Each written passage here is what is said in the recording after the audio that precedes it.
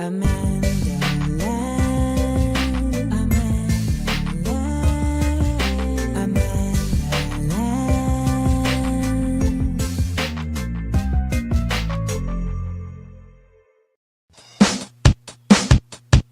I was a model, then an actress. Now I got the Topper Shank Show. Got the Topper Shank Show. Strong, black, beautiful woman. Topper Shank Show.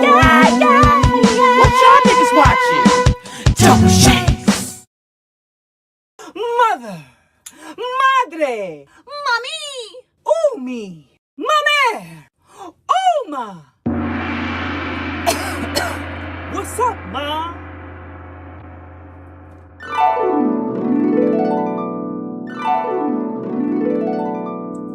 It's time for another edition of Tobra's Kings!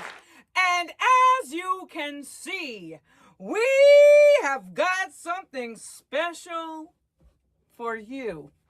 Now, for those who don't know, Tobra's Kings is a little show where I, Topper Shanks, who was a model, then an actress, and now is the host of the Topper Shanks Show, invite all of my friends in to see the beautiful works of the brilliant, the magnanimous Ms. Amanda Seales. And this month, listen people, she has outdone herself. The Love is a Mother drop, isn't it? Isn't it? Love is a mother. No, that's a double entendre. Because we're talking about mothers. That's right. You heard the lyricism in the intro, and here we are seeing that lyricism transformed into artistry with a set of 5 blank greeting cards in the work of Amanda Seales. We have watercolor, we have pen work, we have acrylic work, we have marker, we have graphics. Oh my goodness! Versatility, versatility, versatility. Versatile is what we're talking about. We also, of course, have the Love is a Mother pin. And this pin is so incredibly beautiful. Look at the delicate lines. Look at the detail. Look at the beauty of the actual image. The brown on brown, sinuous lines representing the wholeness of love for all the mothers. Along with this is, of course, a signed bookmark. In these days and times, you better be reading. Especially to the children. For all the mothers out there of children, you better be reading. Yeah, you better be educating. You know, they say that the United States, as an average, reads on an 8th grade reading level. That's no good. Maybe that's why we're not protesting or resisting the way we should. Lean into your creative heart and give a mother you know a gift of a Mother's Day card created by Ms. Amanda Seales with the Love is a Mother gift card set. Now, you are in for a treat in honor of Ms. Seales' mother, who loves a deal. This month at AmandaLand Exports, you can either get the pin and signed bookmark, or you can get the 5-card gift card set that comes with the sticker sheet, or you can get a bonus bundle combining the gift cards, and the bookmark, and the pin, and the sticker sheet, all for $10 off. I know. That's a mother of a deal if I say so. Mama, you know I love you. You know, I, Topper Shanks, was a model, then an actress, and now I've got the Topper Shanks Show. And though I never had time to mother a child of my own, I feel like you all are my children. And I suckle you at my breast every day. Coochie, coochie, coo. So. Oh. The cards have tumbled. The cards have tumbled.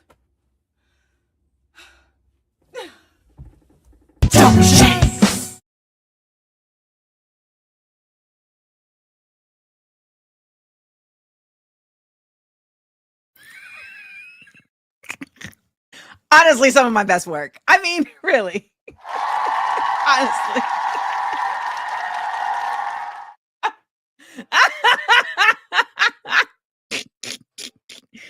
The amount of times I cracked myself up while shooting that. And I'd be in here by myself, y'all. I'd be in here by myself because I'd be like, why did your brain go there? Why did your brain suckle the mic at your breast? Why did your brain go there, Amanda? I am well, John C. Thank you. Thank you. Good morning, y'all. Welcome to Views from AmandaLand, your news and truths by any joke necessary. Thank you for waking up on the right side of history. We are here today. We've got a great show ahead of us. We'll be joined by Garrison Hayes. We will also be joined by Grant Minor. If you don't know who Grant Minor is an activist that was also attending Columbia University, and he was expelled as he was a part of the encampments, and he's Jewish. It's wild.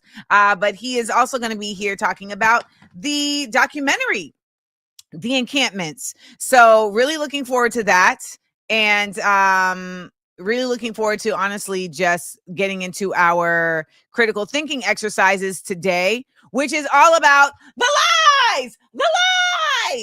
That is what our critical thinking exercise is about today. We're going to be discussing the ways in which lies are being used currently to scapegoat, and we are going to also be talking about previous examples of lies that have been used by monarchies, by governments, by corporations, etc., to scapegoat or to manufacture consent to harm. So start thinking now about some of those examples. And you know what's annoying? There's so many examples.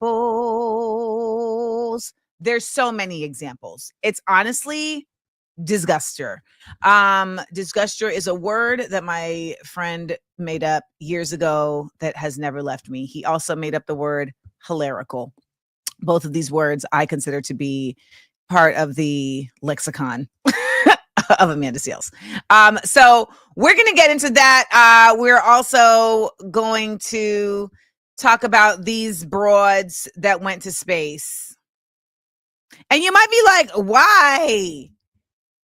And it's because, we haven't really had a lot of reasons to laugh. So we gonna laugh at these fools. Like, honestly, like, let's just laugh at the madness, because they're corny. Yes, I know Gail is in there too. She corny too. All right. Not that, and by the way, the spacesuits that they were wearing were designed by Bezos's girlfriend or fiance, I think. And she was like, yes, I wanted us to have a feminine look in space. I said, you know what? I want to go home. And I was at home. Want to remind all of my folks that we will be doing the Passage Posse on Patreon tomorrow night. It goes down. Passage Posse is where we don't read a whole book because we don't be having the time, but we can talk about a passage from the book. And tomorrow's book will be the Power's Passage will be from the book, the legendary, the iconic Parable of the Sower by Octavia Butler. In this particular version that I have, the foreword is by actor and author LeVar Burton. And so I just wanted to take a moment to flex that I am friends with LeVar Burton. Yeah, I'm friends with LeVar Burton. So much so,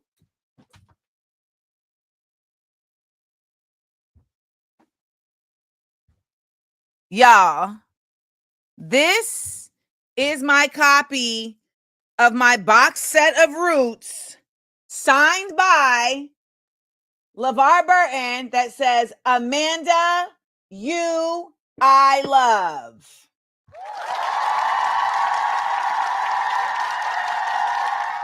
That was just in case you wanted to do a screenshot. Yep. So, yeah, I know, it's crazy. And just to add another level to the comedy, when LeVar Burton texts you, sometimes he will sign it, signed Kunta. He will literally, like, if he says something particularly just like for the people, he will sign it, Kunta. I love it. Okay, we're running a little behind because I was running a little behind because I was being a creative. All right, AmandaLanders, let's get into a roll call. A roll call. Hey, hey, hey, hey. Shut it up. AmandaLanders here to learn. Drop in and tell me where you're watching from. All right, y'all, let's get it global. Shout out to everybody watching where you're from. AmandaLanders here to learn. Drop in and tell me where you're watching from. We got Front Range of Colorado. We got Philly. We got Barbados. We got Tucson. I think I was asked on a date yesterday by someone from Barbados. I say think because I was just asked to go to dinner, but it felt like it may be a date. Washington Heights, Cleveland, Ohio, Madison, Wisconsin, Baltimore, Maryland, Overcast, LA, Inglewood, Colorado, St. Louis in the middle of the world, Tampa, Florida. We took it. Manchester in the building, 313, what up, though? Irvine, California, Canarsie, Brooklyn, cough up along where I'm from, Marcy, son, ain't nothing nice. Turtle Island, Puerto Rico, Compton in the house. We got the CDC. And Boston Baby 68 loves my hair all the way from Upper Marlboro, Maryland. Hey, AmandaLanders here to learn. Drop in and tell me where you're watching from. Teaneck, New Jersey, San Francisco, Lansing, Michigan, one day closer to Chicago, New Hope, Minnesota, Dayton, Ohio, morning from Patterson, New Jersey, H-Town, Melbourne, Australia, down under. We got the DMV, Stafford, Virginia. My hair is busting according to y'all. We got Long Island, San Antonio, and Brick City, Newark. Okay, so we agree going to dinner is a date if it's someone new, right? Going to dinner is a date. España, Saudi Arabia. Listen, we are worldwide with it. AmandaLanders here to learn. Thank you for telling me where you're watching from. I think it is a date. I do. I think it is a date. Now, we all know that I, in the past, have had codependency issues. And so even if it is a date, I am not emotionally attached to anything that is taking place. Okay. So shout out to my therapist and my own work in this department and the chapter that I've been writing on it for 11 days in my book. Let's get into our word of the day. The word of the day is pecuniary. Pecuniary, consisting of or measured in money. Pecuniary, consisting of or measured in money. This is an adjective. Pecuniary. Pecuniary. Yes. Yes. If you're like me and it goes well, you plan your entire future. And that is why we have to stop doing that, because that is unhealthy and it is a reflection of codependency issues. Pecuniary, Pecuniary, consisting of or measured in money. Who can use this in a word? Who can give us the etymology? All the good things. Who can use this in a word and give us the etymology? Shout out to Reese out there in England, across the water. Did we do this one? We did this before. Oh, my fault. Y'all better be. Get me together, y'all.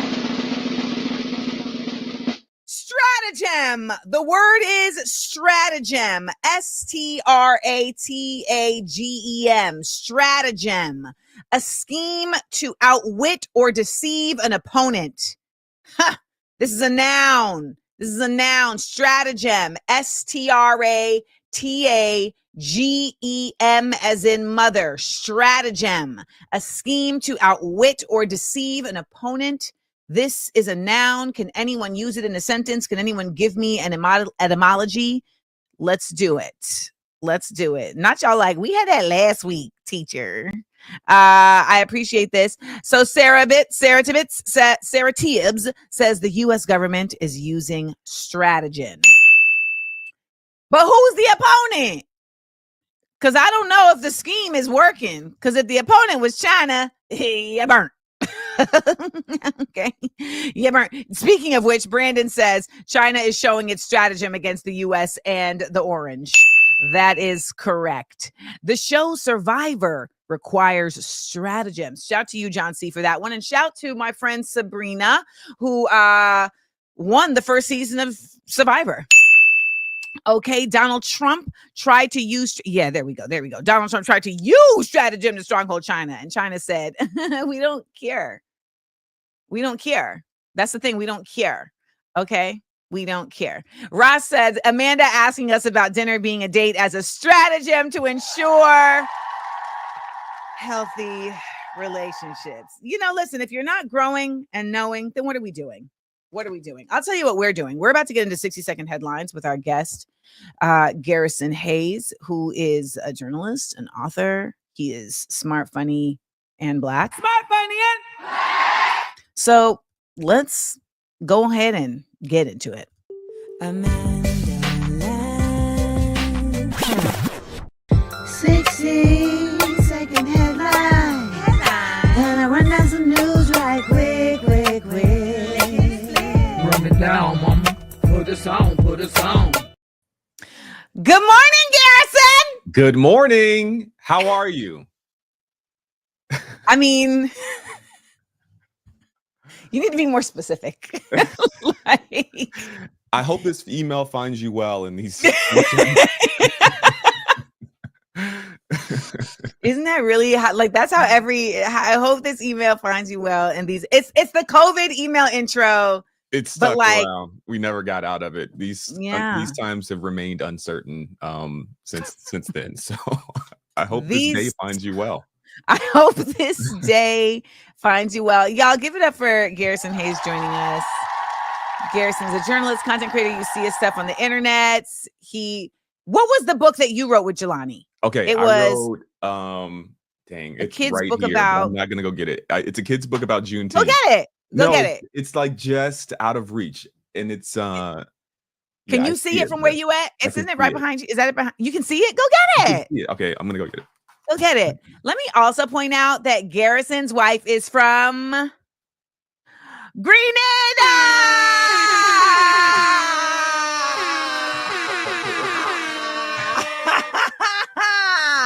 So big up to Garrison for marrying a Grenadian. Not a Grenada massive, spice massive.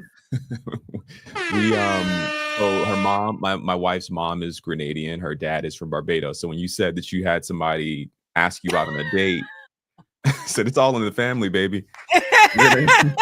It's all in the family, baby. All in the family.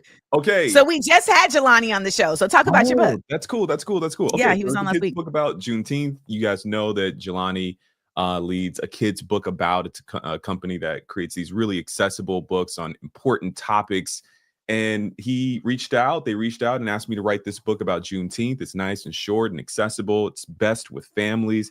And I love it because I get to talk about it. It's relevant every year. You know what I mean? Like there's a little season for this book, which I'm really excited about. And that season is coming up. So encourage you to get this for the little ones and families in your life and learn a little bit about Juneteenth. And we don't whitewash it. We keep the truth in here. We talk about, hey, these are the things that led up to it.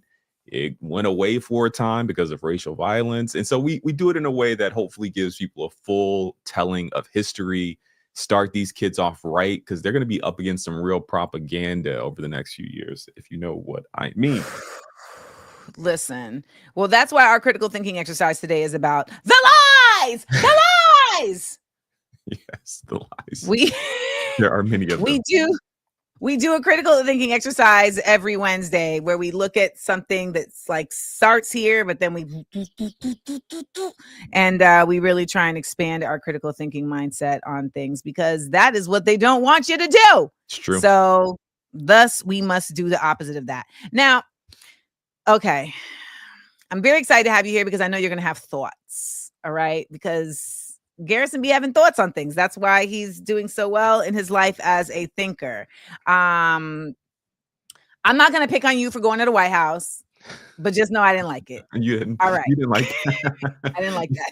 Oh my God. I didn't like you in the white suit. I didn't like you there with it. If okay, first of all, it was tan. It was off-white. It was off-white. Okay, it didn't make it better. I didn't like it. You know better. Okay. You know better. Okay. You know better. I know that you went just for the vibes, and you're younger, so you're still about the vibes. So I say I'm gonna give youth to this, but as an elder. You know what? Here's what I'll say about this. I'll say that I appreciate this like kind of call in this context, because I went, I posted, I took it down. I took it down. Did people come for you? No, they really didn't. It's just that so I why'd you take it down?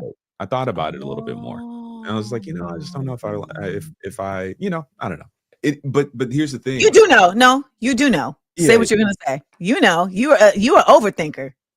I thought that it was an opportunity to celebrate, and I think that's what it was. The book you had just written. Because wasn't it a Juneteenth thing? It was actually after, so it was a little later in the summer. So the guy who started the Black Excellence Brunch tours around and like plans these Black Excellence brunches and events for Black people. It was an honor to be invited to one of those, and so that's part of the reason why I went. But I think the timing was a little weird. The vice president wasn't there, so they made sure to kind of keep a separation between the kind of campaign things going on and what the administration was doing. So that's part of why I felt comfortable going. But I thought at the time, there's just so much going on in the world that I was like, I'm not sure if this is the best image. It's not. They're literally partaking in a genocide. Yeah. So you can't go and party on their lawn. Like, right. It's all good when we have brunch, though. Right. And I want to say, and I really appreciate your graciousness in my call outery, because, well, one, it comes from love, and two, and I think you would agree with this. So, let me know if you agree. But we're at a time, we're at a precipice of there not being blurred lines. Like it's becoming, it's very like you have to be hard line about things, or else you can get sucked in and pulled into spaces that are really not what you're about. Would you agree? I do agree. I have something to say on that. I agree with you. Go ahead. I think that the old playbook doesn't work, right? So like there's an event to celebrate Black people, or there's a trip to the edge of space with women and to celebrate, and it's an all-woman crew, right? Like the old playbook is like, like they kept us out of the access to these places. Like I have ancestors that were enslaved, and it was mandated, or at the very least approved, by this very law, by this very place. And now I'm occupying this space. Or there are people who were left out from going to outer space. And now as a woman, I'm going, they're going. I think the kind of old way of thinking is like that access and that opportunity to do this thing is significant in itself. And it actually merits doing it just because it's there. But when you really give it thought, I think, I hear a lot of people talking about class a lot more these days. And I think it's important to kind of continue to have a conversation about class and about race. But there is this, there's some access that I think starts to kind of dim your ability to speak with conviction and power on certain issues. And I think Coates talks about this a lot. He talks about how kind of like being a part of like this kind of media class often invites you into a kind of a space of privilege. Yes. And you can almost become separated from the moral moment. And so I think we moral have to think moment. about that stuff really, really critically. Yeah. Well, I appreciate you thinking about that really critically, because a lot of people ain't thinking about nothing critically. Actually, they're just like, where the money at? Where the money reside? Where the money reside? Okay, well, speaking of not thinking critically, let's talk about these old whites who decided they was going to talk about Jasmine Crockett. I just don't get it. This woman has been educated at some of the most expensive schools in this nation, and yet she acts like she's auditioning for a Tyler Perry movie. I just don't get it. Some of the horrible things that have been coming out of that woman's mouth. You know, it's unacceptable for a member of Congress. That's why I filed a resolution to censor her. It's unacceptable for a member of Congress to do to our great governor, state of Texas, that she lives in, right? And Texas, as you know, is in the lead in so many categories, and why she would want to, demean him is unbelievable, and especially in the fashion he did it because of his injury. Now, I don't know if this is true, but I heard a news article come out the other day that she's been getting Social Security checks for her grandmother who's been gone for quite a while. But this is the kind of fraud. You know, I've been involved since 1983 when Reagan ran for re-election. I got involved in Republican Party politics. We've had a phrase, Todd, for a long time. Congress needs to cut out waste, fraud, and abuse. Now, y'all know I ain't been feeling Jasmine. Okay? Oh, I didn't really? like, what'd you say? I said, oh, really? Yeah, no, because I saw, well, one, her commentary on the immigrants was troubling. Okay. I Did missed you that. see that? I missed She did a talk where I think is where she actually made these comments, but she said, you know, we need the immigrants. It's not like y'all are trying to farm. None of y'all are really trying to farm. And people did a really like uncomfortable chuckle where they were like, and then she went further with it and went, we done picking cotton. Oh, I see. So it was that was rough. It was Kelly Osbourne on The View saying who's going to clean your toilets. And that's rough. Right. But also I just feel like, you know, she has surreptitiously taken money from from Zionist organizations. Mm-hmm. And she's never spoken outwardly against the genocide. And she's really put herself at the front of this Democratic Party, and the Democratic Party is very troubling.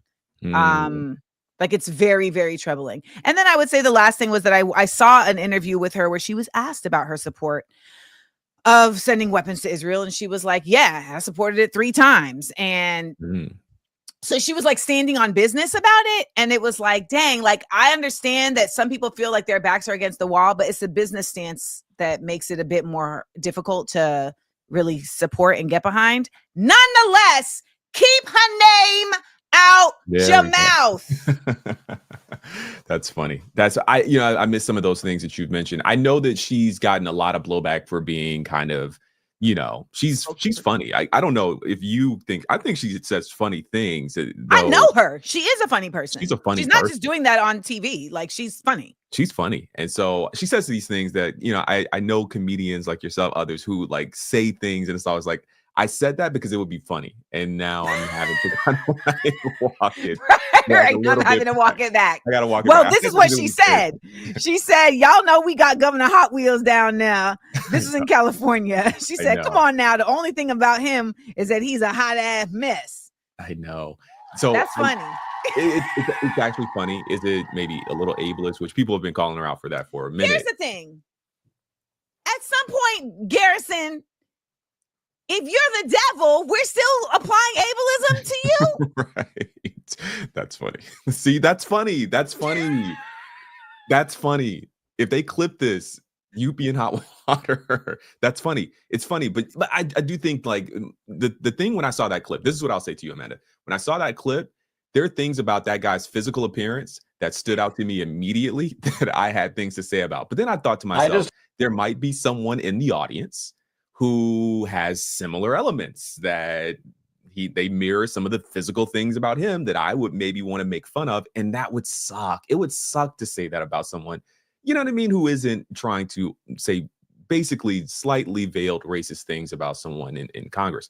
My point in all of this is, one, the whole Tyler Perry thing is actually like, that's a racist dog whistle. It's almost like just a racist whistle. I was gonna say, I don't even know if it's a dog whistle. It's very like it's very loud. We all hear it. The other thing, later on in the clip, they talk about how, you know, they allege that maybe, possibly, I've heard that perhaps that her grandmother, who is passed away, is still getting Social Security checks. These people, like, it really feels to me at times that there is no kind of floor here, that they aren't willing to like just like go deep. Which is like, why we can talk about Hot Wheels. That's my point. Like I feel like their lack of decorum is always to cause harm. And most of the time when it's lack of decorum on the other side, it's to I mean, I'm taking Taekwondo now, so it's like to block. Yeah. You know what, to your point about Taekwondo and like martial arts, there's a book I looked over here a few moments ago. I saw you and I was like, what book are you looking for? I was looking for it. It's a book called Chokehold by Paul Butler. And he talks about and this is getting serious, so I'm sorry to make it serious. Okay. But don't ever we broad here. We can do it all. Yeah. In the book, he talks about the chokehold as this way that it's a self-reinforcing kind of thing, where the nature of a chokehold, to be in a chokehold, means that you just naturally want to resist against it, but your resistance causes the choke holder to get tighter. And so like there's this kind of like way in which the chokehold itself will eventually lead to someone's death, just by nature of, I'm going to fight against the chokehold, but that causes you to get tighter. And I do feel like that's the moment that we find ourselves in between Republicans and Democrats. There's this like constant, and I hate to do the both sides thing, but I am seeing this constant escalation. And I'll give you a perfect example as to why I think Democrats still bear some responsibility in this. What Trump just did with the tariffs was a classic pump and dump. Like he quite literally helped himself and his allies make billions of dollars by leaking to some people that he was going to kind of roll back some of the tariffs, which means that some people were able to benefit. They bought the dip. They were able to benefit from this kind of fluctuation in the market.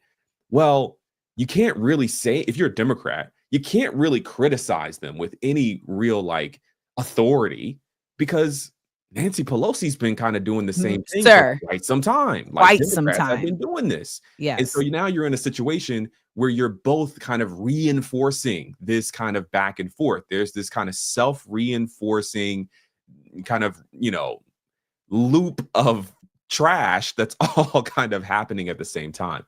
And so I say all that to say that like someone's got to break it. And if there was ever a line, I think, to break it, it's probably on criticizing someone's physical appearance. It's probably on not saying something racist. It's probably on not saying something about the dead. Like, this woman's grandmother has passed away. And now you have something, you know what I mean? You're bringing that into your commentary.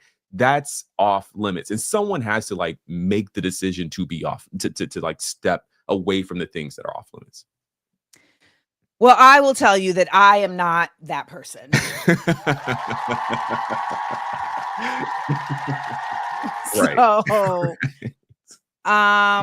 Some people gonna have to be mad at me. Yeah. You know, I know like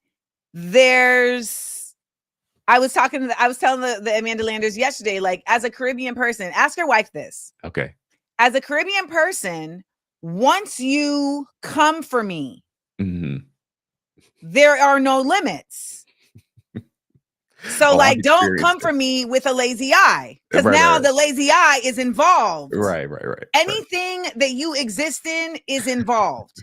And so my issue with Republicans is that they, like so many white folks, they do they are the villains and then they pretend to be the victims, right? So it's like, if you don't want to get called out your ablement, then stop disabling your entire constituency from being able to get assets, resources, support, etc. And I would like to think, and I can't speak for the disabled community in this way, but I would like to think that it's like, nah, he could get it. It's like Caitlyn Jenner. Sorry I did not mean to dead name her. That was not intentional. Caitlyn Jenner. I know a lot of trans folks who are like, nah, she could get it. It's fine. They're like, it's fine. So I feel like I like to think that there's nuance. If you come for me, it really becomes the scene in Harlem Nights. Oh, you want to shoot people in the pinky toe. I do feel like there's a good point here, which is that Texas is one of the worst states in the union for disabled people. It's one of the worst. It's one of the worst. So come on, folks. Do they care? Do they care about disabled people? Does he care? Does he care? Does the governor care? Yeah, it's a good question. So there's that. There's that. All right, let's talk about this. So the whites are getting a bit upset about the immigration. And I'm really happy to see this because when I saw the April 5th protests, I was kind of like, these aren't really protests. They're pep rallies. They're organized. They're not organized.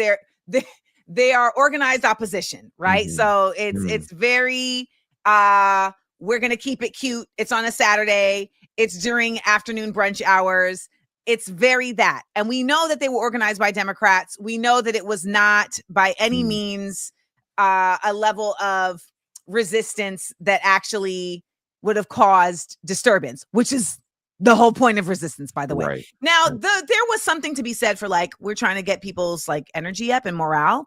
But it's just like, let's call it what it is. So I was frustrated that none of it called to the immense harm being caused by these immigration deportation, well, I'm calling it disappearances because they're not deportations, the disappearances, etc. And I've been really happy to see that people are being a lot more vocal about this and not just those who are affected by it, like as individuals. And so I wanted to show you guys some of these folks talking to old as Methuselah, Chuck Grassley. You're gonna bring that guy back from El They're gonna say that's ageism. Salvador? Yeah. Why not? So this is in Iowa. This is in Iowa. You're gonna bring that guy back from El Salvador? Yeah. Why not? Well, because that's not a power of Congress. Supreme Court said to bring him back. Judges are, and the president is upholding the Constitution. Okay, she said a holy constitution, but we gonna let it ride. We're gonna let that slide.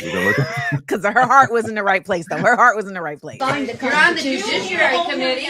Trump don't care. If I get an order to pay a ticket for $1,200 and I just say no, does that stand up? Because he's got an order from the Supreme Court and he's just said no. I did not know Iowa was lit like this. He just said, screw it. I'll be able to answer your question. You ignored my letter. Guatemala, or El Salvador is an independent country. The president. Speak up, please. We can't hear you. The president. He's 91, ma'am. He's 91 going on 92. Give him a break. She said, can you speak up, please? Sir? That country is not subject to our U.S. Supreme Court.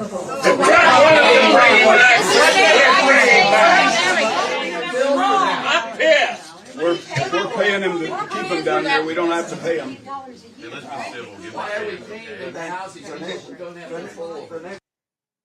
Okay, now this guy in the denim shirt, he was not playing with Buddy. Every person, not citizen, every person within the jurisdiction of the United States has due process.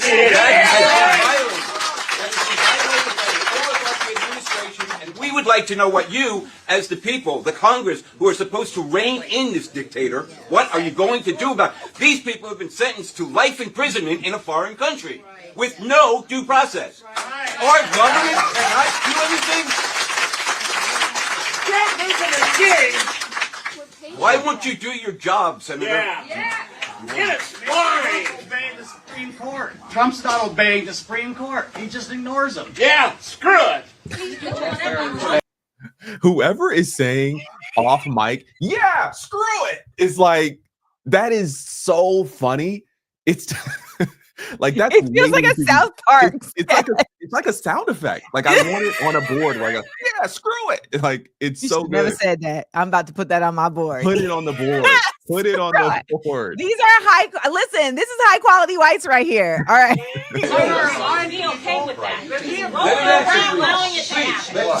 What is a constitutional crisis? What does that consist of? A constitutional crisis exists when you have a president who ignores the Supreme Court. You have a Congress who fails to rein in a third branch of our government. That's right. Who is now violating our Constitution. You took an oath. I do solemnly swear or affirm. Do you remember that, sir? Yes, sir. That I will support and defend the Constitution of the United States against all enemies, foreign and domestic. That I will bear true. Okay, I want to point out some things that are worth noting here.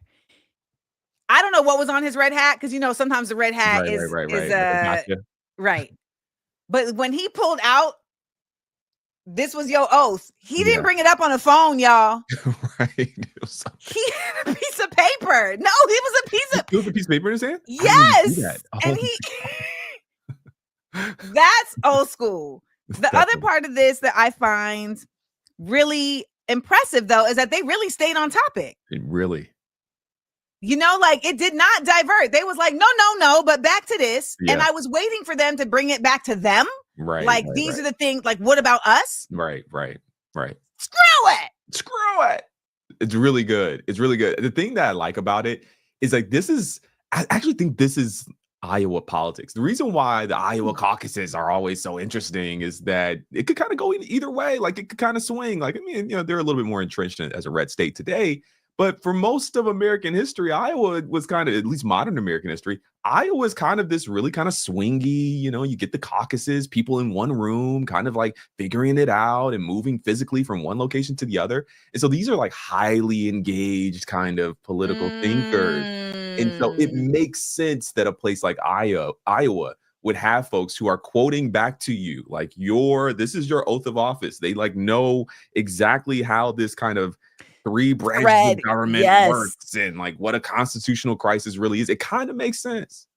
I stand corrected because when I was growing up, my aunt married a white man from Iowa and he was from Minnesota, but he would go to Iowa all the time and he would call it idiots out walking around. And so I have been indoctrinated. That's my fault. But let me also point out that the guy who talked the quietest got everyone to shut up. Yeah. Did you notice that? Yeah. How he wrangled the room by talking at this level. And I have a homeboy who is short, but he would get the ladies by talking real low. Wow. And they'd have to lean in. They gotta like lean down. Gotta crouch down. They have to crouch down. But I want to play this clip attached to this really quickly because I wanted to just give you all some more context on this constitutional crisis. This day would never come, but I want to make sure people understand we are here.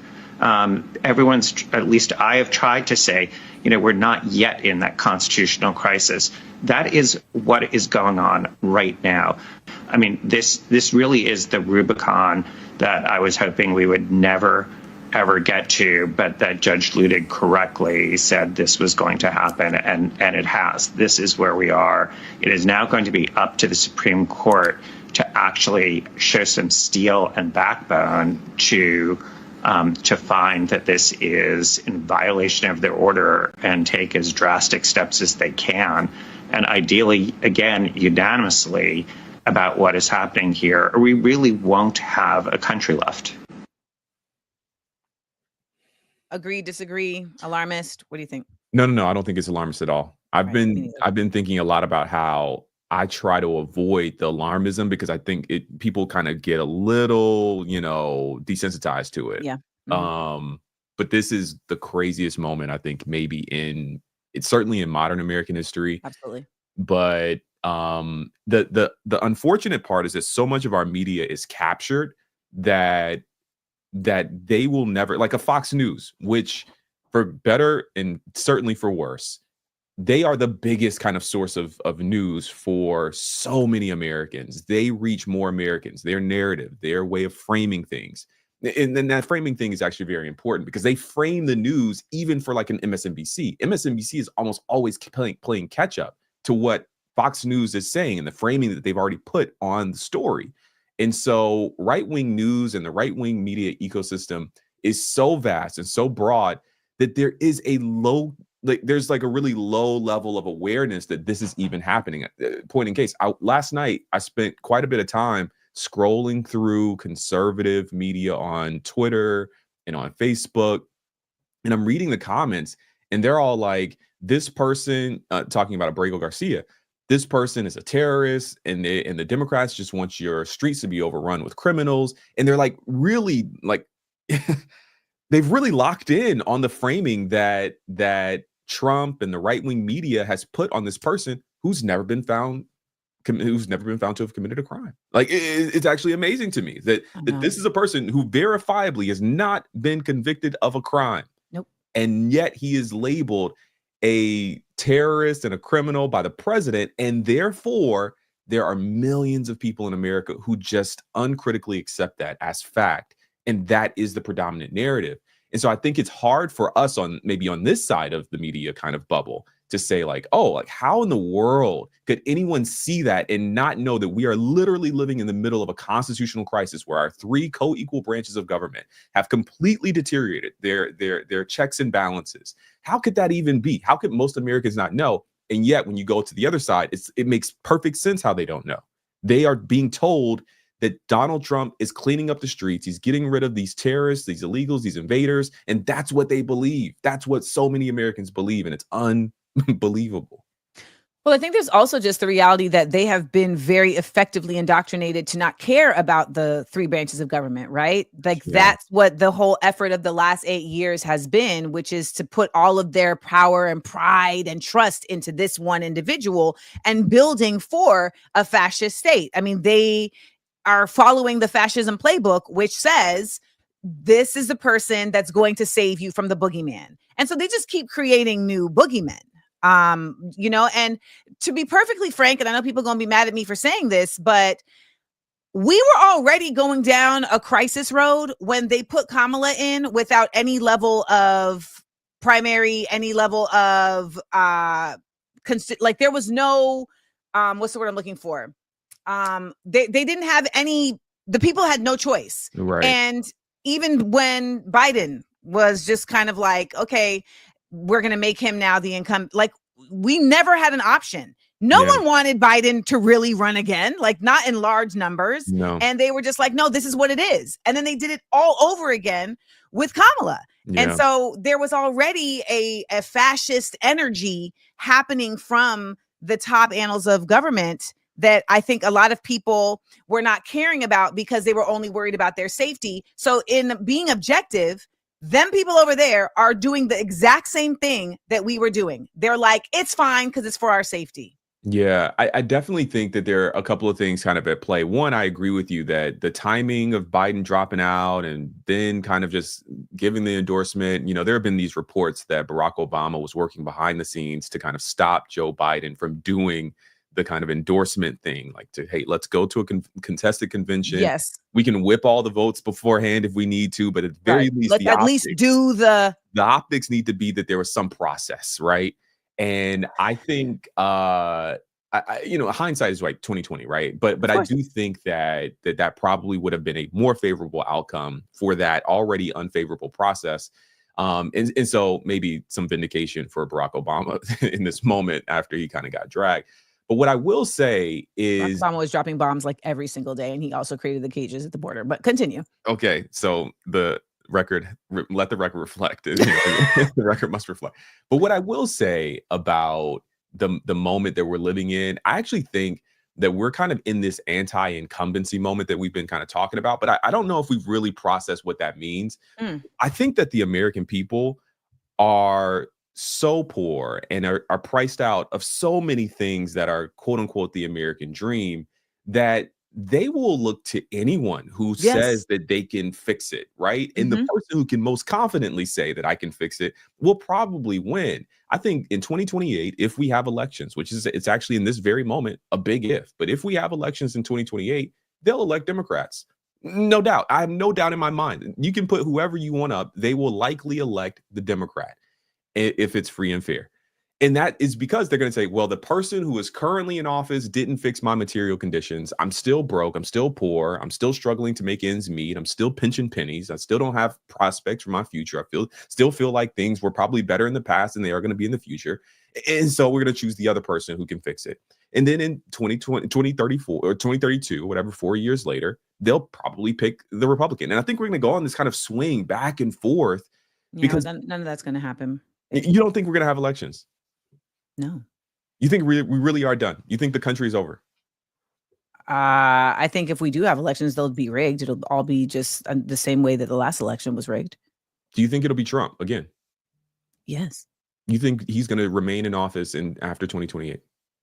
If we make it that far. If we make it that far. It's not even been 6 months, people. Yeah. It hasn't been 100 days. We haven't reached the 100 days. Remember that, and Grant is here, so I'm going to wrap this up, but I want to just point something out. As an elder. How does that feel to move to being an elder? That's crazy. It is crazy. Sometimes I catch my face when I'm walking past a mirror in my house. I'm like, we don't see you that way, but go ahead. Okay, well, I see the age. I want a return to innocence. Okay, so time moves differently now than it did like 10 years ago. And I know that may sound like an odd thing because you're like, Amanda, time is time.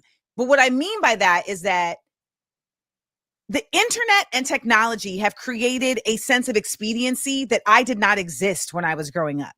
Like when albums came out when I was growing up, like you're living with that album for a year, right? Like things just exist longer. Food lasts longer. Your like things you buy last longer.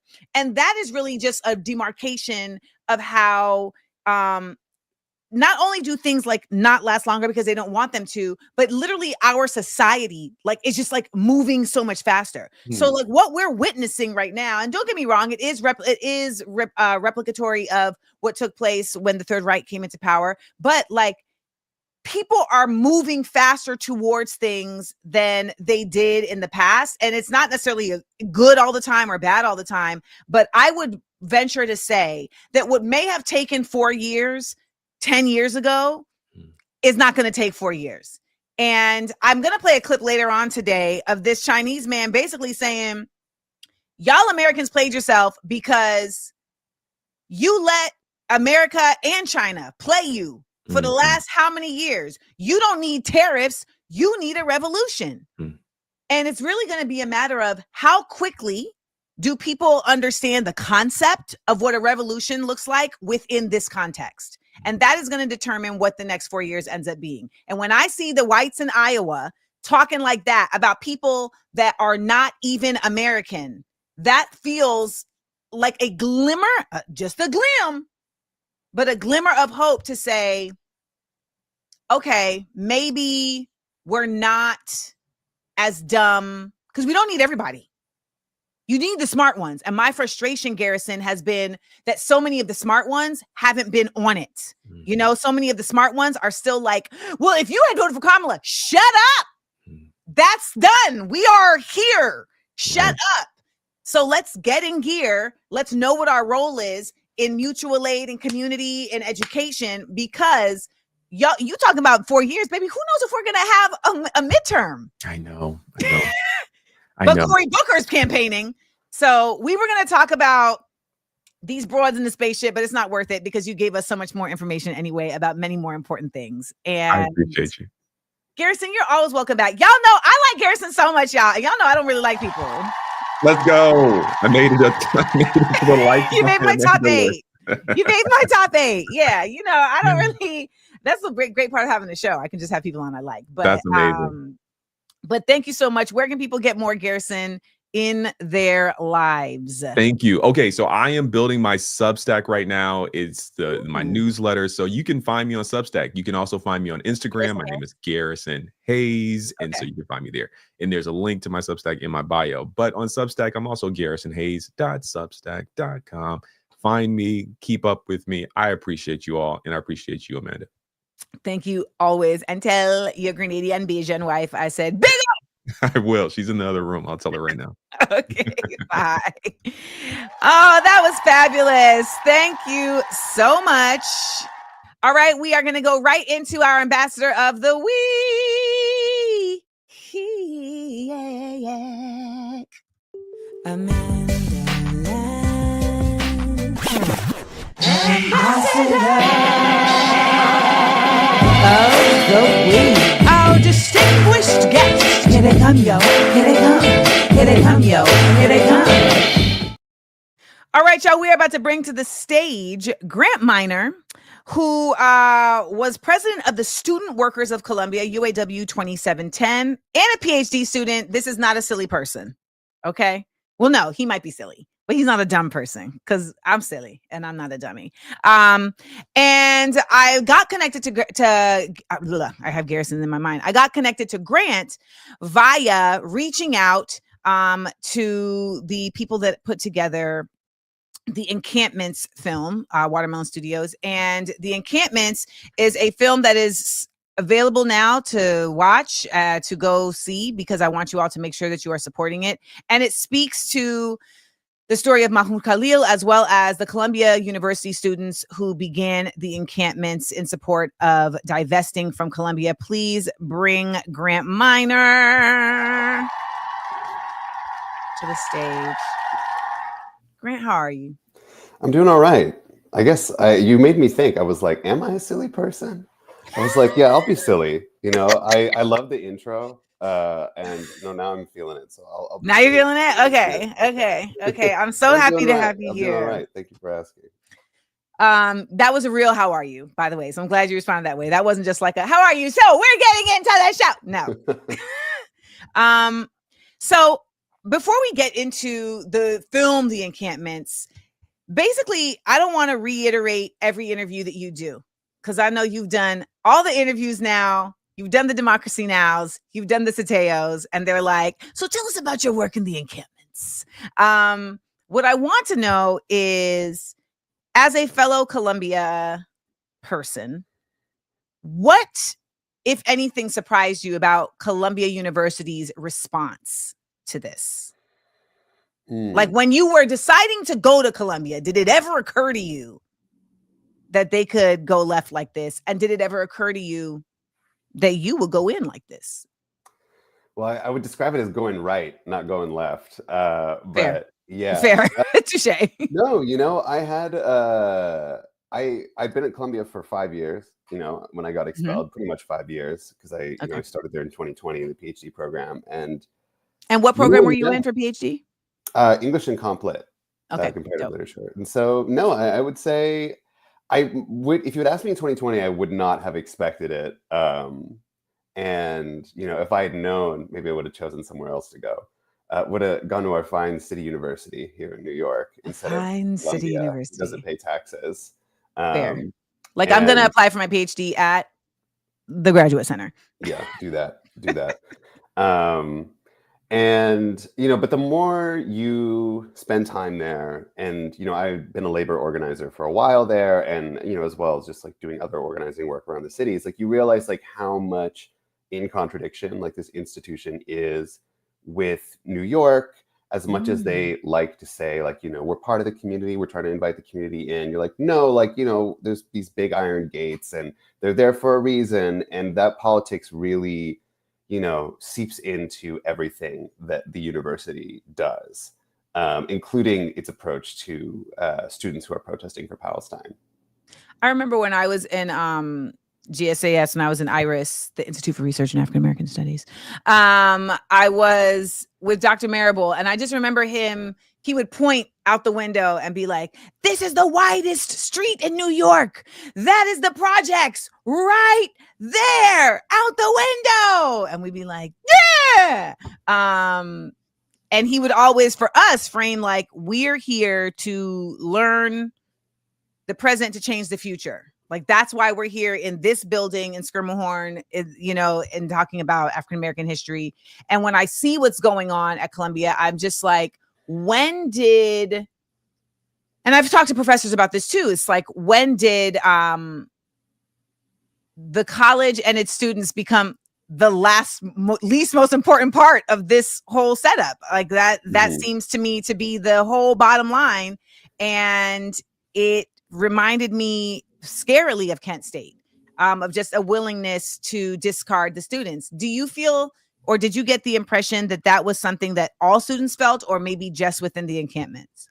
No, I mean, I think all students feel to a certain extent disposable at Columbia now. I mean, I can't speak for everyone, but at least like, you know, the people who I talk to in the union, especially like right now, you know, 50% of our unit is international students, and people are scared. People feel like, you know, we're seeing our students snatched off the streets. We're seeing our coworkers get deported, and Columbia just doesn't say their names. Columbia won't mention anybody. They sent out an email. I'm sure everybody has seen that Mohsen Mahdawi was, you know, kidnapped by HSI. And that night they sent out an email to the entire school to discuss, you know, Harvard's position and their, they won't mention his name. I mean, like, this is somebody that we've seen. This is somebody that like my coworkers have taught in their classes, and to just not have it be mentioned just seems crazy. And so I think that when people see that, they say, well, like, I don't really matter. Like, if I were to, something bad were to happen to me, they wouldn't care. And you know, it's a very troubling situation. And there was news that came out today, I think, in the New York Times about how people going to Columbia has actually dipped this year. And I'm sure, you know, people will try to blame it on like campus activism, but I think, you know, it's pretty reasonable to assume that, like, you know, the police came in and threw students down the stairs and like threw stun grenades at them. And like, my God, I mean, would you want to send your child there? Would you want to go there as a young person to learn and like be nurtured in like an educational environment? I don't think so. I mean, they're also very loudly using anti-Semitism as their front for why things are not being considered safe at the school. You are Jewish. People, this is the Jewish man. For the sake of the record, can you speak to us about the presence of Jewish folks within the encampments and the work that you were doing to encourage Columbia to divest? Sure. I mean, the movement for divestment has always been, you know, filled with Jewish people on campus. I mean, JVP, Jewish Voice for Peace, was a really, really important group in the encampment.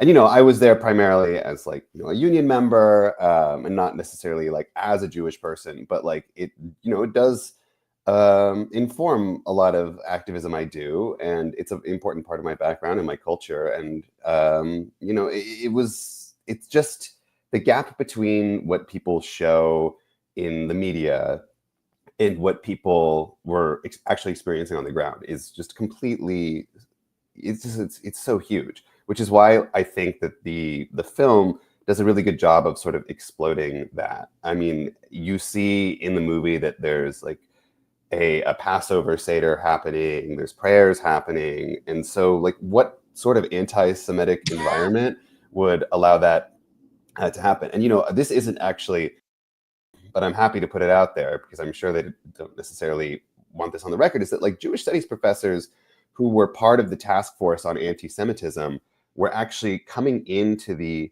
encampment. I won't name names, but you know, I've seen them. I have the receipts up here.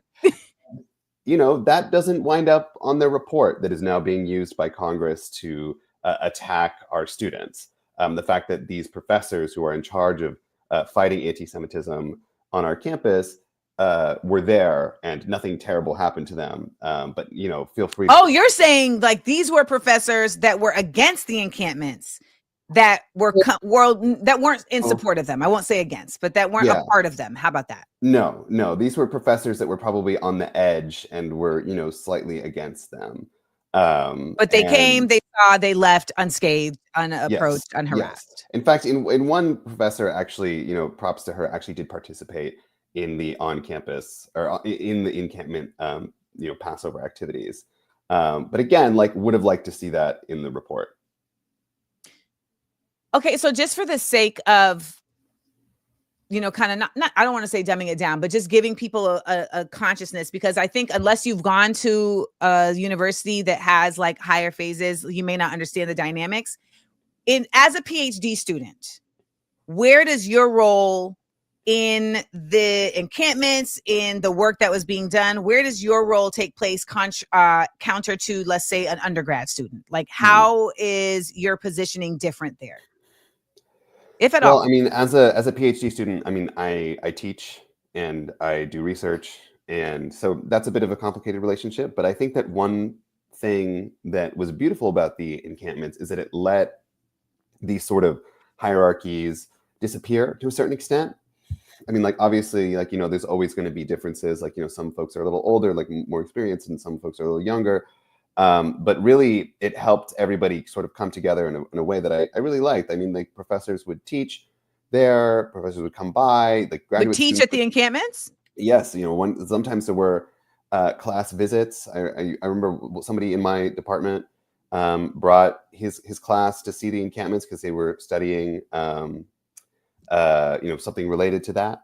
And graduate students would be doing their work, their research there. They would be reading, and I mean, the library is right there. The library is right there, and people would be seeing the folks who taught their classes, who were their TAs, who worked in their labs there too. And so, in some sense, there was a sort of breakdown in hierarchy there, and I think that that's very special, and is partly why we have the university to provide a space for people to come and exchange ideas. That's the classic, idea of what it's supposed to be, but it rarely is that way. As as somebody, which is why I asked that question. That's why I asked that question. So tell me about the film and just give us the spiel. Sure. Well, the Encampments is a film about the encampments, not only at Columbia University, but across the nation, although it focuses mainly on Columbia University, not to sort of highlight an elite institution or anything like that, but just because when the encampments were happening, Kay Pritzker, who is one of the directors of the film and who shot most of the on-the-ground footage, was tipped off by some of the folks who were organizing it, and he spent a night there, and then everybody was arrested the next day. And, he asked the organizers, hey, well, will you let me, live in the encampment and film the experience? And people, he's an activist journalist, and folks trust him. And so they let him stay on. And the film is really a product of that journalistic project. He lived there for 12 days. And it was originally just going to be a news doc, not very long, but it's, when they were filming and going over the footage, they realized there was a bigger story. And so it follows, students at mostly Columbia, but also UCLA is touched on, and there's footage from a bunch of different encampments. How has the response been? A little overwhelming. I didn't go to be a PhD student because I wanted anybody to know my name. I mean, I study medieval literature, and there's 5 people that read those books. Medieval literature? Yeah. Wait, would the Canterbury Tales be considered? Yes. Juan de Cabril with a shorter sota. The Yeah. road of Oh my March God. hath passed into the rota, and bother de Vreven and switch the cord, of which virtue engendered is the floor. One zephyr sake with his sweat of breath, and spirit hath in every holt and head. That's crazy. I can't do that. How did you do that? Miss Poirot, I got to use the prologue to the Canterbury Tales. It only took 25 years, but I got to use it. Wow. I'm amazed. You should have my job. But yeah, I mean, it's been really great. I mean, everybody is, telling us how great the movie is and like how it spoke to their experience in the encampments. And I just feel privileged to have been able to play a small part in it. Like, I mean, like I did not make the movie. I just sat down for an interview for a couple hours and then they made the movie. And I think that they did a fantastic job, and it's really helping to counteract a lot of the media narrative against the encampments. Because like what we've seen now with the latest repression is an attempt by the media to like once again go over like everything that they had, all the lies they had perfected and tried out over the weeks of the That's the theme encampments for to say that, today's like, show. yeah, The lies! the The lies. lies! And what we saw was a coordinated media push, not just during the encampments, but after Mahmoud's abduction, to slander everybody involved in this movement. And in fact, there is like a bit of a Barbenheimer, like a Barbie Oppenheimer moment happening with like the 10-8 movie. If you know that one. Oh yeah, that's the BS movie about what took place on 10/7, correct? Yes. It's like a propagandized film.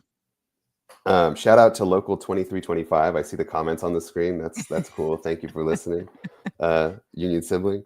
Yeah, so we're hoping that it counteracts not only that documentary, which I hear is terrible and not doing very well, with something better that provides a positive outlook and really like the real authenticity version will of it. always win. Authenticity will always win. Well, let me ask you this. I mean, how are you doing about the fact that like your life has changed? Well, it's been hard. That was an octave, Grant. That was an octave. It was an octave. Yeah. I'm still the president of the labor union, so it still feels like I have a big job to do. And we're in a contract fight right now, so we're bargaining for a new contract with Columbia University. Unsurprisingly, they are sort of refusing to bargain with us, refusing to have observers in the room for bargaining, which has been a years established practice. Can you talk to us a little bit about that, about what the process is for that? Sure. So, we're supposed to meet with them and hash it out. And over the past few years, when we were bargaining our first contract, we had observers who could come in. It's called open bargaining, and this allows people to like see the boss and see the things that they're trying to deny you, and that's really radicalizing to folks. But right now, they know that things are heated, and they don't want anybody to see when. So, for example, we're bringing an article to them that demands that they respect international students, that they do not cooperate with ICE, that they do not do all these things that they've been doing for these past few months. And this is an urgent thing that we need to agree on right now. But what they want to do is they want to deny our members a right to see them say no, because they're going to say no initially. That's how it always happens. And this is just like another version of Columbia trying to put on a face of being like a liberal institution. We're a sanctuary campus, while at the same time denying basic rights to its workers and students. And so that's my current job right now is managing that. And I have 2 years left in the term as president, and I was supposed to coincide with 2 more years of graduate study, but that's not going to happen. So I mean, it gives me more time for organizing. And once we get our contract, I'll revisit restarting graduate school. But for right now, there's a more sort of urgent task ahead of me. You're going to be okay. Thank you. I appreciate you saying that. I don't say that to everybody. I wouldn't say that if I didn't feel it. I saw you look to the left because you're not sure, but you're going to be okay. And okay is a word that gets overused. But when I say okay, I mean what feels uncertain now is going to make sense, and it won't feel like a regret. And I feel like that's the thing that really weighs on folks. To a certain extent, it's like there's not that much uncertainty. I mean, there's uncertainty about the future, but I mean, somebody asked me this question yesterday, and this was after Mossad had been taken. Excuse me. We had a rally at Foley Square, and they were like, "Oh, well, do you like regret anything or something like that?" And I was like, "Well, not really. I mean, we've had a televised and live stream genocide going on for 17 months. And like, you know, I would hope that if somebody were seeing all the past genocides going on, you know, in the 40s, if people had seen like what was going on in our country in like the South over like the past, like, you know, like 300 years, live streamed on TikTok, like they would also risk their jobs too. And in fact, like people did even without that. So like, who am I? Like, I just lost my job. Like that's what happened. That's what a small sacrifice in like the grand scheme of things. Like, I mean, people are dying. I mean, people are losing their homes. They're losing their loved ones. Like, who are we to sort of regret and, you know, feel sorry for ourselves about what is comparatively little to all that? And, you know, I don't mean to like grandstand. Like, that's not what I'm trying to say. No, but that's why you're going to be okay, because your perspective is human. You know, which is, I feel like, not the norm in the United States, which is why it's like, why aren't there more people that are upset at this? Like, if I was at Columbia right now as an undergrad, I would have been expelled because there's no way that this would just be able to just go on. I went to SUNY Purchase, which everyone would have just left the campus. Purchase was just a bunch of weirdo artists and lesbians. That was Purchase. Weirdo artists and lesbians who were also weirdo artists. And, you know, it's just a liberal arts school. Put it this way, at SUNY Purchase, we didn't have sororities and fraternities because they were like, those are too niche. Yeah, they're regressive. You know. Yeah. Yes. So, what is, if anything, a message that you would want to leave people with before they go on with the rest of their day today? Well, I mean, I always feel like I'm beating a dead horse, but as somebody who is organized, I say, like, you know, you got to get organized. You got to join an organization, whether that's your union and try to make it a better place, like a union that fights for the rights of your workers everywhere. And if you're not in the union, you know, find who in your area is doing that work, doing, you know, uplifting people in your community, and you know, fighting for the working class, fighting for Palestine, fighting for everybody, whether that's like tenants unions or, you know, neighborhood groups or whatever, because we're in a time where everybody wants us to feel alienated and alone and powerless, and that's exactly what all this stuff is designed to do. This repression, these deportations, etc. And the best way to counteract that is to get with the people, get with other people, and build things. And don't be afraid to do that. Reach out, because people want your help and they need your help. There y'all have it. Now, I don't know how long y'all been on this show. Y'all been watching this show. Y'all know I like my guests to be addressed with their proper salutation, Mr. Minors. I don't know why y'all putting comments in here like you friends with Grant. Okay, you know I don't like that. And he's a professor. He's in front of the class. So you're not allowed to call me professor. I'm not low ranking. You know. I feel like all of that stuff is so highfalutin. I'm just like, because I know a lot of professors that wasn't professing shit. Okay. It was like, do I have to call you this? Because I don't trust you. I feel like I know more than you. I definitely feel like I know more than you. So if this is your last chance to throw out your questions, y'all, because I am looking at the chats and people are very appreciative of you coming on. We got some XOXOs, canary in the coal mine. What do you think? Have you seen the work that the young lady has been doing around exposing the Canary mission? I have. I was just watching that video the other day. Love that. Keep it up. We got to expose these people because they're ruining people's lives. You know, they're coming after young people, primarily young people of color, and trying to ruin their lives, trying to destroy their careers, trying to, you know, go after their families, and they hide behind a mask of anonymity. And, you know, we have to make them accountable publicly. You can't be doing this to people. And, you know, keep it up. I mean, we'll go to their houses, we'll protest, we'll do things. Keep it up. We'll go to their houses, we'll protest, we'll do things. Only protest. We're not going to do anything else. That's not legally actionable. We're going to protest. That is correct. Everybody heard that? That is correct. Well, you guys find where you can go and see the encampments. Actually, Desmond Thorne, who we know comes on here quite often to give us the what's up on what to watch and don't watch, over there at Nighthawk Cinemas in Brooklyn. in Prospect Park, they are showing the encampments. So go and check that out. I know the Angelica Theater in New York is as well. So check around where you at to see how you can support the film. Thank you, Grant, for being supportive of the union, of the pro-Palestine movement, of the divestment of Columbia, and being one of the reasons why I allow this Columbia degree to still stay on my wall, because me and my friends who graduated feel like we should just burn it. Like, get it out of here. But it's the students who have been there, and I got to host the special graduation that was had for the folks who didn't get to be, well, there wasn't a graduation last year, but I got to work on that project, and I was really honored to be able to come back to Columbia in that specific context. So thank you for the work you do, and thank you for your service. Thanks for having me. It was a great time. No doubt. Y'all give it up for Grant Minor. I was like, why am I saying his name like that? Kendrick.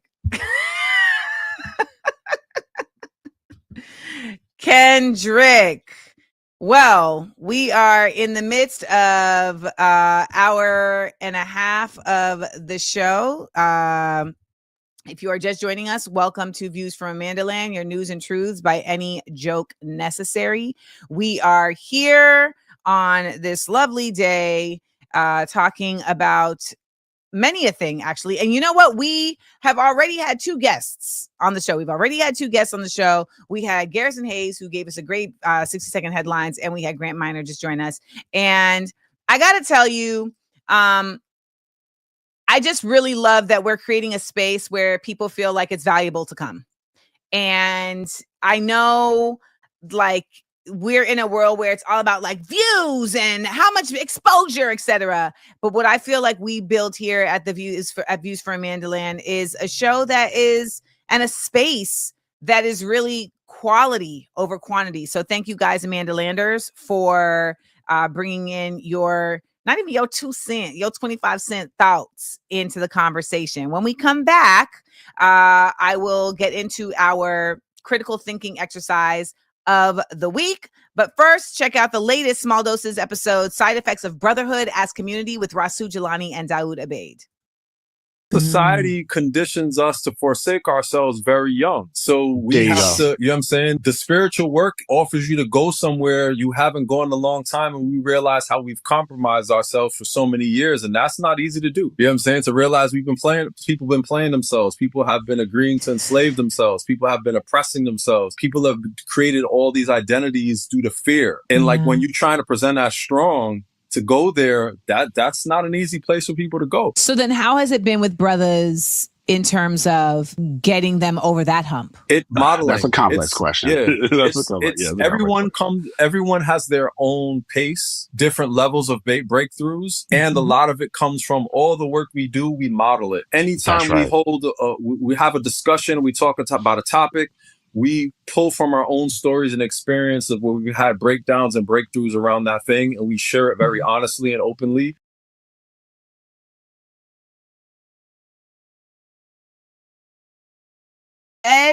That episode premieres today wherever you get your podcasts. You can also watch the episode by subscribing to Patreon, and you can also watch the Small Doses episode bonus.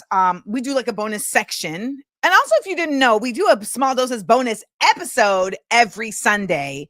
And we have a whole clique over there, and it's the softer side of seals. The softer side of seals.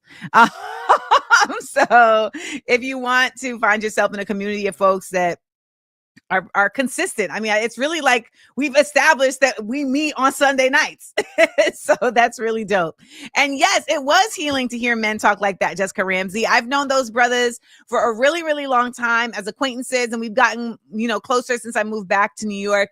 And they were in my life when I was in my late 20, 26, 27, remember when I was telling y'all the story yesterday of the chick who was supposed to be my friend, and then she had asked me if she could holler at this dude that she had told me was not really, all of that. Yeah, that they were kind of like adjacent to that whole squad. But Rasu and Daoud, what I love about Rasu and Daoud, though, is that, there's a lot of people that, when I left New York, they were where they were. And now that I've come back to New York, they're still where they were.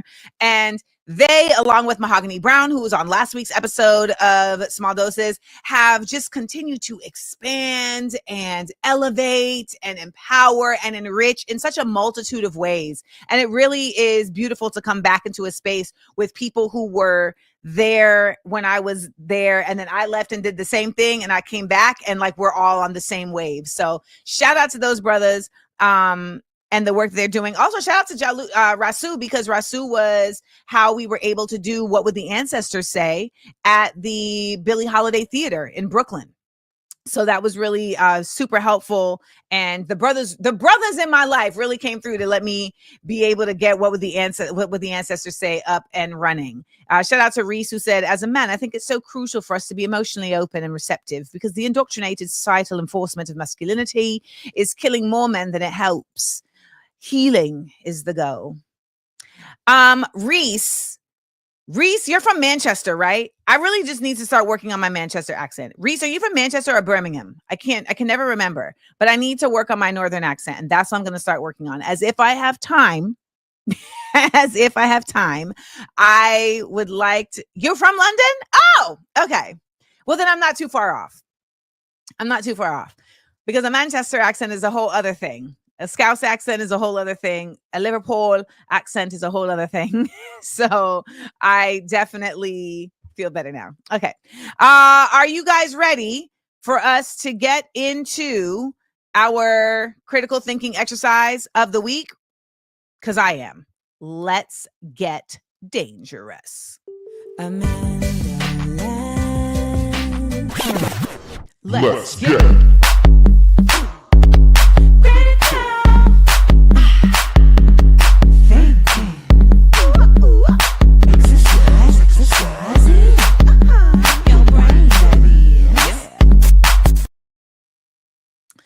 So today's critical thinking exercise is around the topic of the lies. Candy Buress. The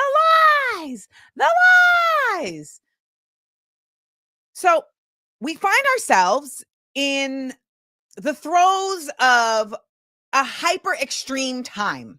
It's not to say that we haven't always had lies and propaganda circulating around us. However, I will absolutely say that it feels like in this particular moment, it is so pervasive that there seems to be way more lies than actual truth. And when that happens, it can become very difficult for people to be able to discern what is what. So I want to talk about ways in which this current regime here in the United States are applying lies. I want to talk about lies that we have seen in the past and the ways in which those lies have been perpetuated against groups of people, against certain thoughts, and how they have been expounded upon and utilized to cause harm. And then I want to talk about what are practical ways that we can actually push back against that. What are practical ways that we can actually challenge that? I know that so often people are trying to figure out, how can I be a part of resistance?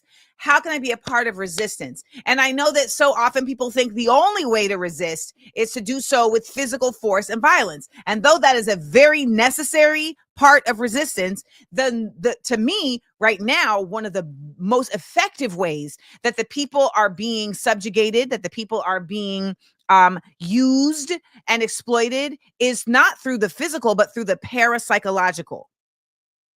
Okay? So if we can figure out how to also be a part of resisting via that method, then I think we are doing a part. We are also doing our part.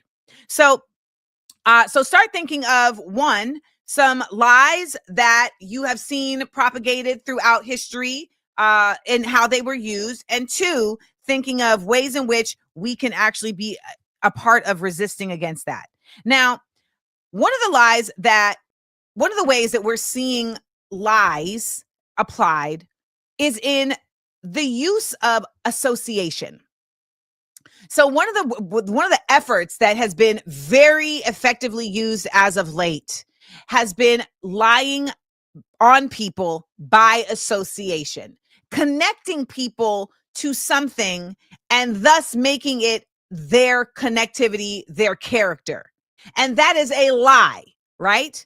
We are seeing this happen with Kilmar Abrego Garcia right now. Simply by being from El Salvador, he has now been labeled a terrorist. Now, this is somebody who has been proven, like we said earlier in the episode, to have no criminal record, but it has now been agreed upon. There's no evidence that has been shown, but it has been agreed upon now that this person is a terrorist, that this person deserves to be sent back. And again, listen, all I'm saying is we haven't seen any proof. And at this point, it does matter that the people haven't seen proof. This idea that the government doesn't have to show the people any proof while it actively, completely ignores the Constitution is very fascist. This is fascism. But it is by association that he has been labeled a terrorist. I want to show you this interview with a barrister from England, okay? So this particular barrister has stepped forward with his firm to represent Hamas. He's representing H Group in trying to get them removed off the terrorist list. And I want you to see the conversation that took place between him and the interviewer when he came on a particular show in England. I don't want to mischaracterize this. This case, to me anyway, and tell me if I'm wrong, is specifically saying that Hamas should not be prescribed as a terrorist organization in the UK. Yes, that's right. It's not a case yet, is it? It's an application, and it's for the Secretary of State to decide it one way or the other. And if she decides that she doesn't want to deprescribe, then it becomes a case if my client, Hamas, decides to appeal that decision to the judiciary. Have you we hear about barristers taking cases on the taxi rank and so on, especially in criminal cases. Have you decided to take this case? What do you mean? Has it been your decision to take this case? You've been instructed and you've decided to take the case? Who else would have decided to take the case? I don't understand. So of course I decide what cases I take. How do you sleep at night? That's a baffling question because, I mean, do you want me to answer that question? I will if you want. Yeah, I mean, Hamas are terrorists, aren't they? It's so unbelievably clear.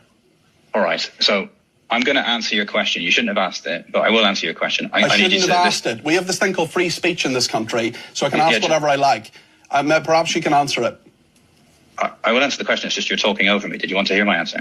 Yeah. All right. I need you to listen to my answer very carefully because what you've done is extremely dangerous and you shouldn't have asked that question, all right? So please do listen to my response, and when I'm done, I'll say next question, all right? You have just asked me, how do I sleep at night?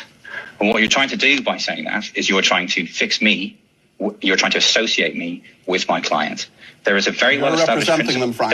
You're representing them. You've decided to this is a conversation. I'm not going to be told whether I can talk or not talk. You've decided to represent them. So you've invited me to talk over me because you're afraid of what I have to say, is that right? I'm not afraid of what you have to say, but you're saying that I'm associating you with them. You seem afraid. You seem afraid. Afraid? We're having a conversation, and I'm asking you... Well, at the bar, we tend to let each other speak. Is that not the convention? I'm not a barrister. I'm an interviewer. And you're saying that I'm associating you with your client. You have told me that you have decided to represent Hamas. They are an unspeakably horrific and dreadful organization. Oh, so you're yes, doing it again? Yes, I am associating you with them. Because you've decided to represent them. Okay, I think you might be hearing from the police. I mean, I don't know, but it sounds like you might, because the point is that, the low point of this, on this side of the Irish Sea, was Boris Johnson and Priti Patel using the phrase activist lawyers. They knew what they were doing. They were using it to stoke anti-migrant racism. And then a man showed up with a knife at the law firm, calling by name for a solicitor who I know, because they put a target on his back. And the low point on the Irish side of the Irish Sea is Pat Finucane, of course, right? A British MP stood up in Parliament and said he's just like his client. Pat Finucane represented members of the Provisional IRA, which is another proscribed organisation. And 3 weeks later, Pat Finucane was, of course, murdered in front of his family by loyalist paramilitaries who we now know had handlers in the British establishment. So you're playing the same game. Don't talk over me. Let's talk about Hamas. I'll talk over you if you want to. Excuse me. You're playing the same game.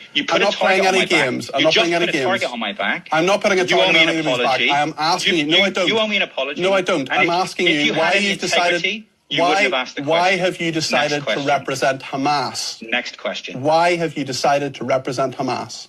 Did you not hear me say next question? I'm not answering your You're not answering the question about why you've decided to represent Hamas. You're trying to make this a story about me. Talk about the application. Okay, so I have to tell you guys that I would have failed this. I would have failed this, y'all. I wouldn't have I would have failed this. It would have just been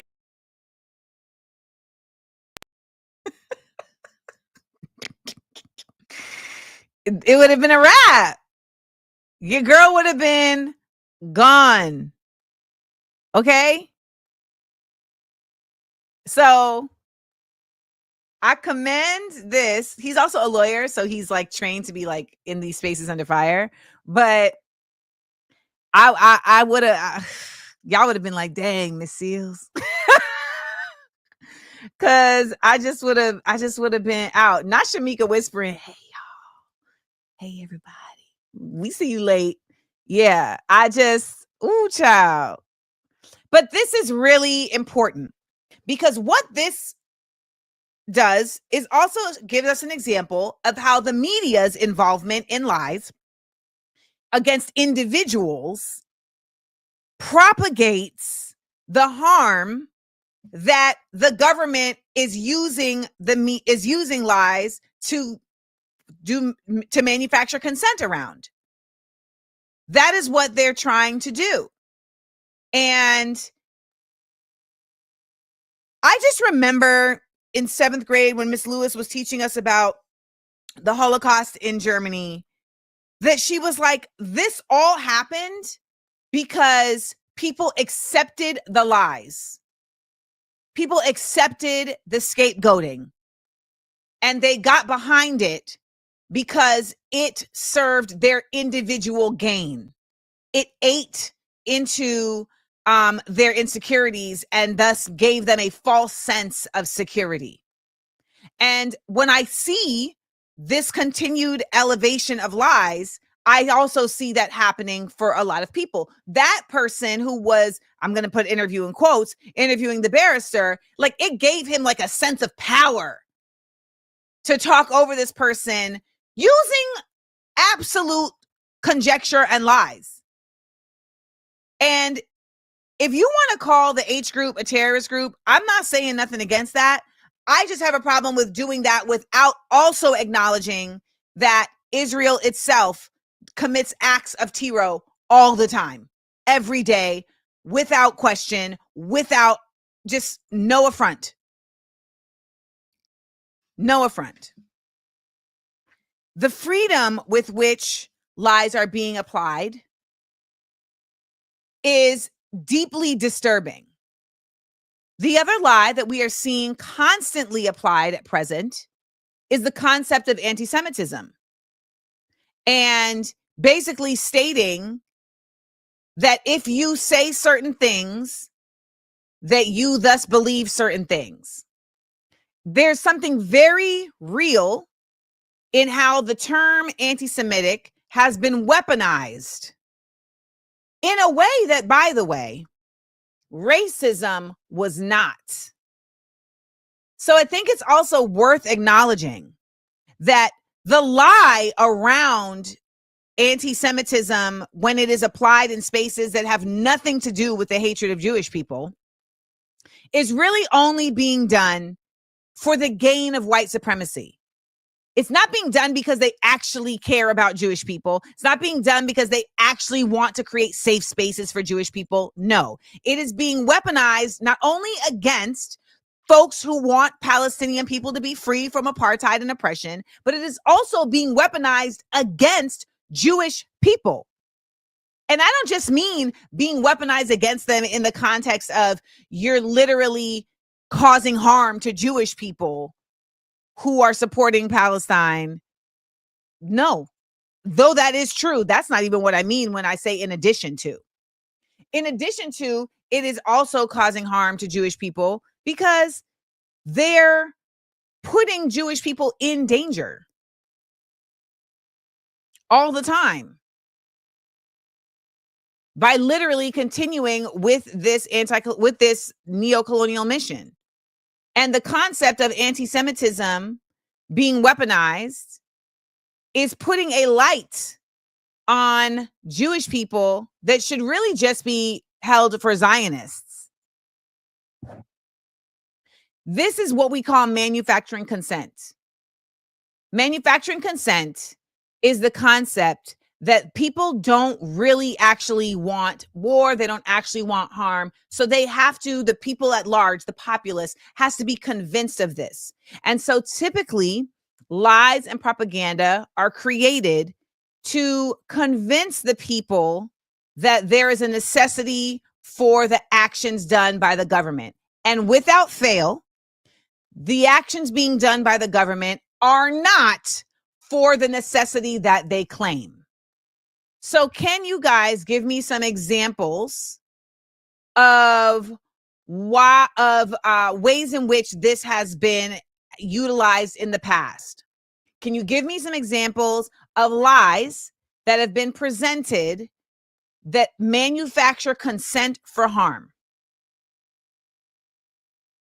Lies that have been presented.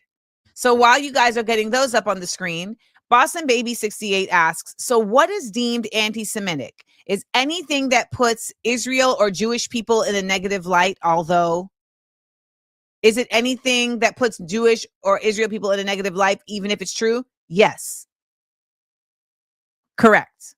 So even if you put a particular Jewish person who's behaving a certain way in a negative light, it is considered anti-Semitic. If you so for instance, when there were conversations being had around the music industry, the power that was being held within the music industry, and that it was basically being held by a certain group of people, and that those people were all members of the Jewish faith, that was considered anti-Semitic, because the thought process was saying that by finger pointing a group of Jewish people as powerful, you are then subjugating them to being like, you're basically like putting targets on their back, and that is anti-Semitic. And a lot of people went along with this as what it is. And the reality is that whether or not you are Jewish, whether you're Christian, whether you're Black, whether you're white, Asian, if you are a group of people that have amassed a particular amount of power, you are deserving of critique. You are not absolved of it. You should not be impervious to it, regardless of your faith. That's ridiculous. And same goes for nations. So let's get some examples up on the screen. Joid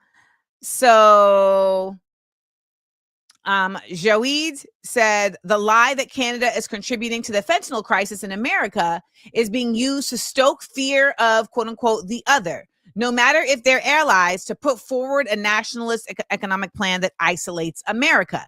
Agreed. So once upon a time, Canada was just Canada. It was up there with their Maple Leafs and their hockey and Drake. And now, because the United States is attempting to isolate itself, they are all of a sudden saying that fentanyl is coming from the border over Canada. By the way, that's what they were saying with Mexico. Let me make it abundantly clear to you. Fentanyl most abundantly arrives in this country through the ports on the eastern seaboard, where we do not share a border. That is where they have reported the most fentanyl coming into this country. Through the ports along the eastern seaboard, where our border is the Atlantic Ocean. So yes, this lie is definitely being created to stoke this concept of Canada as the other, so that it helps to create the manufactured consent that this nationalist economic plan, in quotes, is viable. Andrew Jones' suggestion is from Bob Kraft, having Clarence Jones as a black shield for his stand-up to Jewish hate propaganda commercials during justified criticism of Israel's genocidal crime. I'm not sure if I would use this as an example of a lie that is being used to scapegoat, but I would use it as propaganda in the sense that it's trying to expand like the message to groups via an individual, and it is kind of like an expansion of the lie. This is the classic. Five Fight says the war on terror to justify Obama's drone assassinations of American citizens, which was, as we know, an extension of the war on terror that was launched during George W.'s presidency to invade Iraq. None of these things were true. And Obama did assassinate individuals via drones in Yemen and in other Middle Eastern countries because there was a continued effort to say that we needed to secure the Middle East. And no one, I'm not going to say no one, but a lot of people just don't want to admit that the reason why Obama was, quote unquote, such a great president was because he was so good at putting us to sleep. He was handsome, he was suave, and he was black. So even that alone was a distraction. And he made us really feel like everything was good.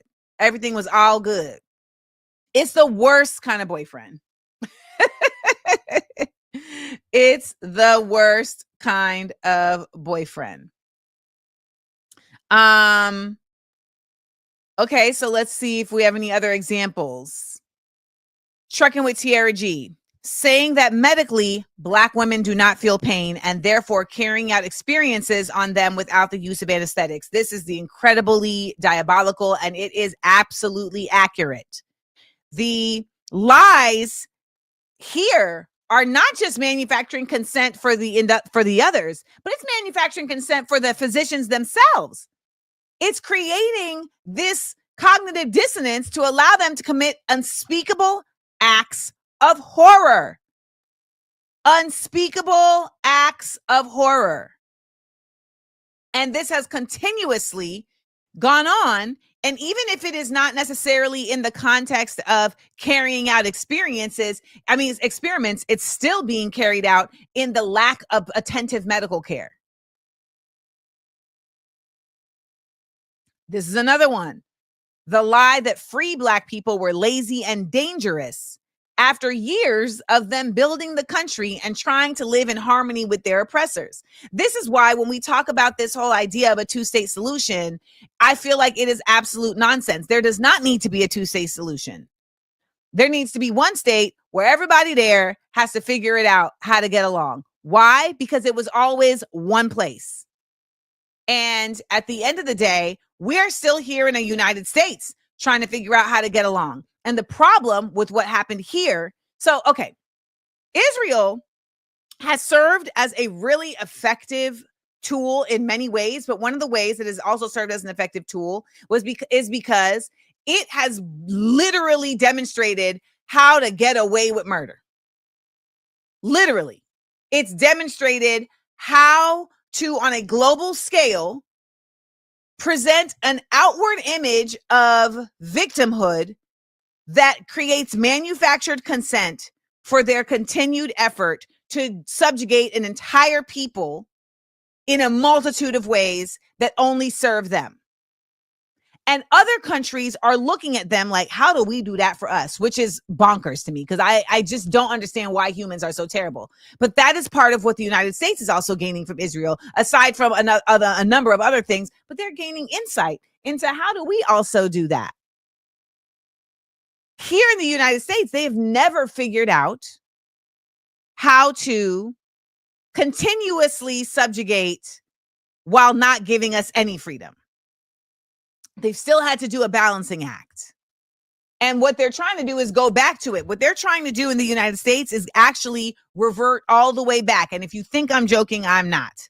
They're trying to revert all the way back. It's harder because it's so much bigger. You know, Israel is small infinitesimally small compared to the size of the United States. But that's what they're trying to do.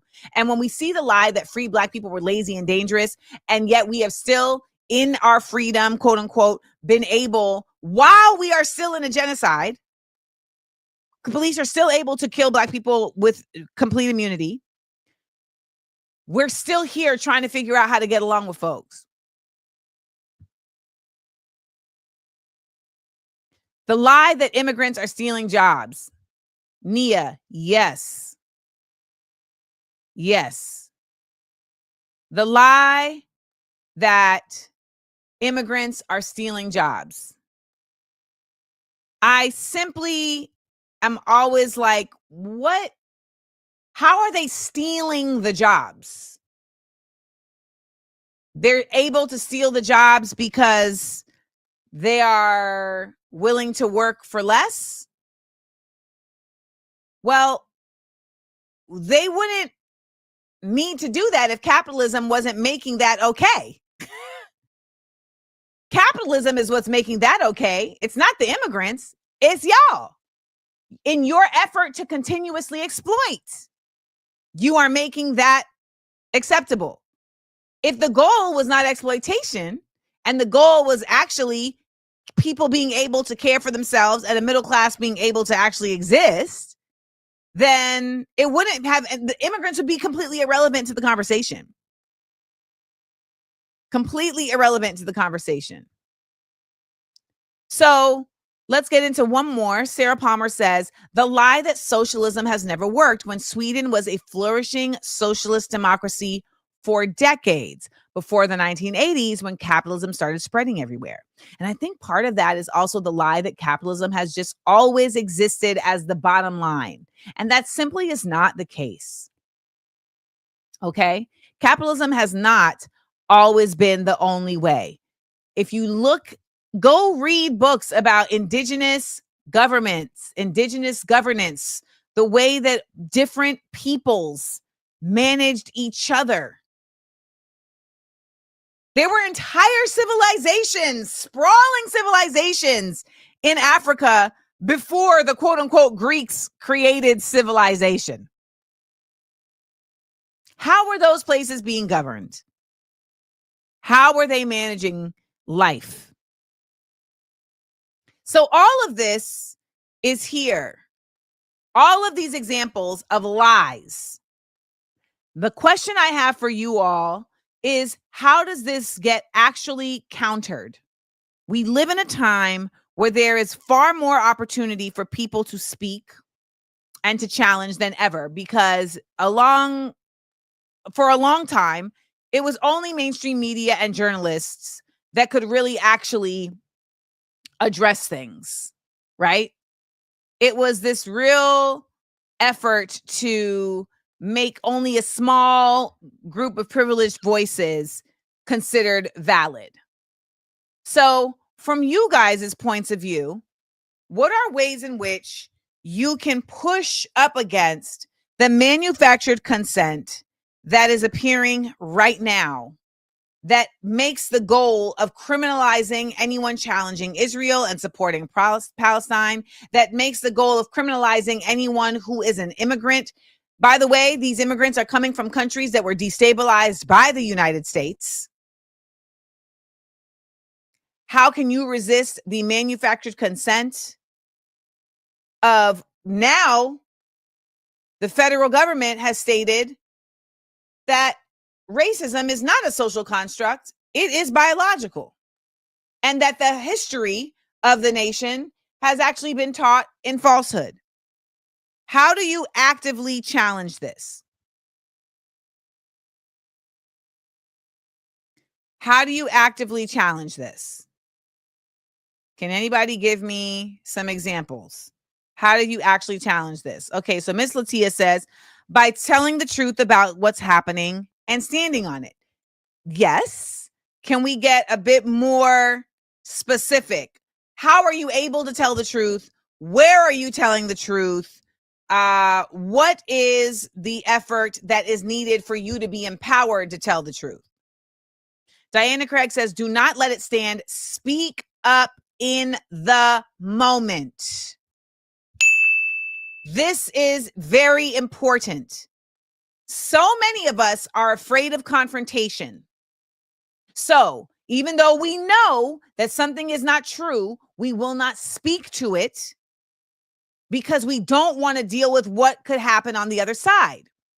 And oftentimes the main thing that could happen on the other side is the person saying, you're wrong, or, trying to defend their point. But ultimately, it is the challenging of the point in the moment that is very imperative, particularly if you're in front of other people. Because even if those other people in the moment are on the side of that other person, you have now planted a seed of doubt. And there's no telling where that seed of doubt could blossom into. Chantrell says, sharing factual information and credible sources with our communities. So many of us are on group chats where all we do is share memes. I'm not saying that's not good, because listen, we need a laugh. But ever so often, drop a link in there with a quick little blurb about what that's about. That person may not watch it in the moment, but maybe while they're going to the bathroom, they're like, oh, you know what? Chantrell has sent me that. Let me go look at that. Maybe while they're on the train, maybe while they're waiting for their coffee, etc. But presenting information to people in spaces where they can acquire it is, I think, really a necessary and helpful role in this time. Adrian says, I tell the truth on social media. I tell the truth to family members. I create events centering marginalized people so they can speak their truth. This last one, I think, is really, really great. Not everybody is an event organizer. However, if that is something in your wheelhouse, if you go to church, if you are at a community center, if you work in a space that has space, consider creating space for those to tell their truths. It's oftentimes that people are not able to speak in their own voices. And thus, it makes it so much easier for people to be able to just discard what's being said. Oh, well, you wasn't really there, so you wouldn't really know. Well, this person actually was there, so let's hear their words. There's nothing like a first account. There's nothing like a first account. Joed says, coalition building, community organizing, becoming a union member, running for your local elections. Yes, all of those things. Dr. Carla Sua says, do not be afraid to lose your job. Listen, Levon said, I'm going to tell you, I got fired because I told my boss that being related to Thomas Jefferson wasn't a flex. Hilarious.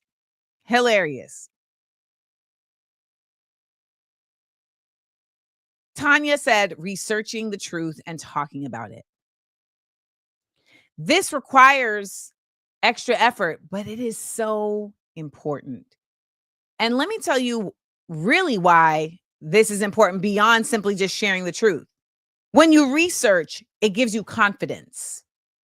When you know that you've done the research, it gives you confidence to address things. You're not flailing about and you're not getting tangled up in your beliefs and, your opinions. No, it's just what it is. I always say, I didn't shade you. The facts did. That's why Danny said it starts with knowing what is a fact. It starts with knowing what is a fact. Morel adds, I am personally doing this in my family circle and in public when I hear others speaking. All of this is acts of resistance. Dang, the chat has been moving so fast. I didn't realize all of this. I love this, Libby Wiskowski. Libby says, holding our peers in our own professions accountable and making clear you don't consent and hold them to their own literacy. Educate, research, and correctly cited sources. Hold them to their own literacy. That's a big one. Where did you read that? Woo! Let me tell you, where did you read that? Is a great way to just take the bottom out of something. Where did you read that? 9 times out of 10, they're going to say TikTok. They're going to say TikTok. Reese says, research keeps you specific. Like my English teacher used to say, PEE. Point, evidence, and explanation. Point, evidence, and explanation. Sarah says, being loud in your advocacy, such as wearing a keffiyeh out and about. You never know when you might spark a conversation or just make someone else more comfortable in your presence. Agreed. I wear my keffiyeh every single time I'm out. Every single time I'm traveling, I'm going somewhere, I'm wearing the keffiyeh. It's very rare that I don't. Momi says, sadly, I've had to consistently correct most of my members of my family, and these are Black folks. Yes. You don't even have to add, and these are Black folks, as if they would be more correct than others. The things that they aren't aware of is astounding. The teaching is tiring, but necessary. You know, the thing about teaching is that everyone has to teach each other. It just becomes a matter of who you're willing to teach. Like, I'm not willing to teach racist white people about why they shouldn't be racist. Like, I don't have the energy to do that. It's very just a waste of my energy. But for other people, that is what really gets them going. So do that. Do that.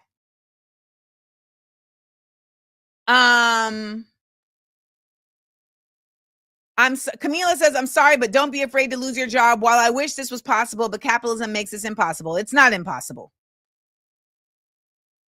It's not impossible. It depends on what kind of job you have. Maybe it's impossible for you at present, but it might not always be the case. At one point in time, that was not the best situation for me. But then it turned out that there came a time where losing my job, standing on truth, was just what it is. And it wasn't that I had to change my integrity in order to do so. I had to just change how I lived. Because capitalism exists, but how you exist in capitalism is another whole other thing. It's a whole other thing. And we will use capitalism as an excuse all the time. Tiffany said she got fired twice for speaking her truth. You've heard it a bit since, but sharing is power to create a community. And I think there's something also valid in acknowledging that, like, not everywhere is the place to be, right? But there are times where it just simply is unconscionable to let it rock. Like, I saw a video of this med student who said that she was in her rotation and they were at a teaching hospital, and there was a Black woman who was in the OR because she had just given birth. They were doing birth in the OR. She has had 4 vaginal births. She had had 4 vaginal births. This was the 4th one. No problems, baby perfectly healthy. And she was there in the OR. And she had an epidural. So she's numb from the waist down. And the physician asked one of the med students, have you ever repaired a perineal tear? And they said no. And so the resident, just that quick, swoop. And your perineum is the space between your vagina and your rectum that sometimes splits during a birth. So now this woman has been violently injured by a physician for the sake of teaching. We discussed this earlier in the lies. She will now have to heal from this. The white lady who's telling this story is like getting choked up with tears. And she's like, I couldn't say anything. What do you mean you couldn't say anything? What do you mean you couldn't say anything? What do you mean you couldn't say anything? What do you mean you couldn't say anything? No, you didn't say anything. You didn't say anything because you were afraid of how it would affect your future. You didn't say anything because you were more concerned with yourself. At the very least, you could have found a way to get the information to the patient anonymously. So the number one way that the resistance can be done against the lies is demonstrated right here via Captain Jess, who says, fight the coward within. Be brave. Research encourages your bravery. A community encourages your bravery. Getting very deeply connected to yourself and what you stand for, why you are here, what is the purpose of your life, all of that encourages bravery. And it is imperative that you figure out how to encourage your bravery. Because so many of us have never had to be brave. Let's just keep it a real $150. So many of us have never really had to be brave. Have we ever really had to ask ourselves, like, what are we going to lose in this? Have we? Have we ever had to really be faced with an entire recourse? A lot of us have not, to be quite honest. And like Grant Minor said, for the most part, the recourse is oftentimes like not even about like, okay, this is going to prevent me from being able to take care of my family. This is going to prevent me from being able to carry folks that I'm supporting. No, it's like, nah, you really just afraid of it, how it affects you. And you ain't really willing to deal with adverse effects, if we're keeping it honest. So that concludes our critical thinking exercise of the week. And I leave you with asking yourself or giving yourself this challenge. Every time, I want you to get a notebook. And every time you see a lie or something that feels like a lie that is coming from the media or the government, I want you to write it down, and you're going to end up with a lot. So at least take 1 out of every 3 and debunk it. Get in the practice of debunking. Get in the practice of learning how to research. You know, Google is a company that is terrible, but they also make a very effective way for you to find things, because you can really just ask the question. And at this point, at this point, things are so much bigger than just your job. Things are so much bigger than just your family. There's a whole repressive government and regime out here. So you better get brave. You better get brave. Adrian said, okay, I know we talk about this, but in the enterprising side of things, the debunking notebook, another paper good. So I don't know if enough people have really tried to grasp the grandeur of where we are right now, but it's far bigger than just your little world. And yes, slick and salacious vet sources you find online for truthfulness and reputation. And you can usually vet by looking at previous posts, looking in the comments. That helps you a lot. That helps you a lot. It really does. Now, I wasn't going to talk about this whole spaceship thing, but then I went in my phone to find something, and Gayle King came up. Look at these fools. 1, 2, 3, taking up space!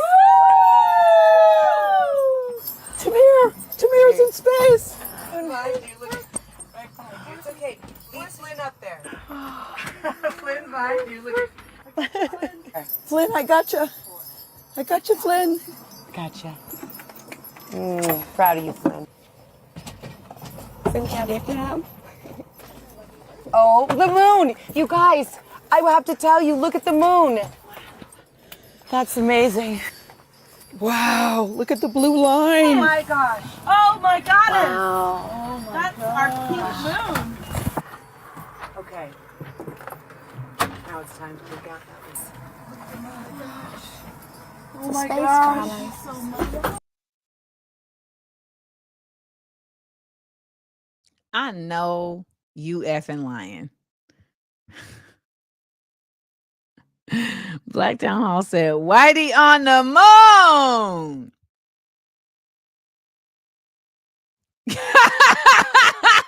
Diana Craig said, OMG, the moon. Like you can't see it from Earth. Y'all. So Gail King said, what Blue Origin wants to do is take the waste here and figure out a way to put it in space to make our planet cleaner.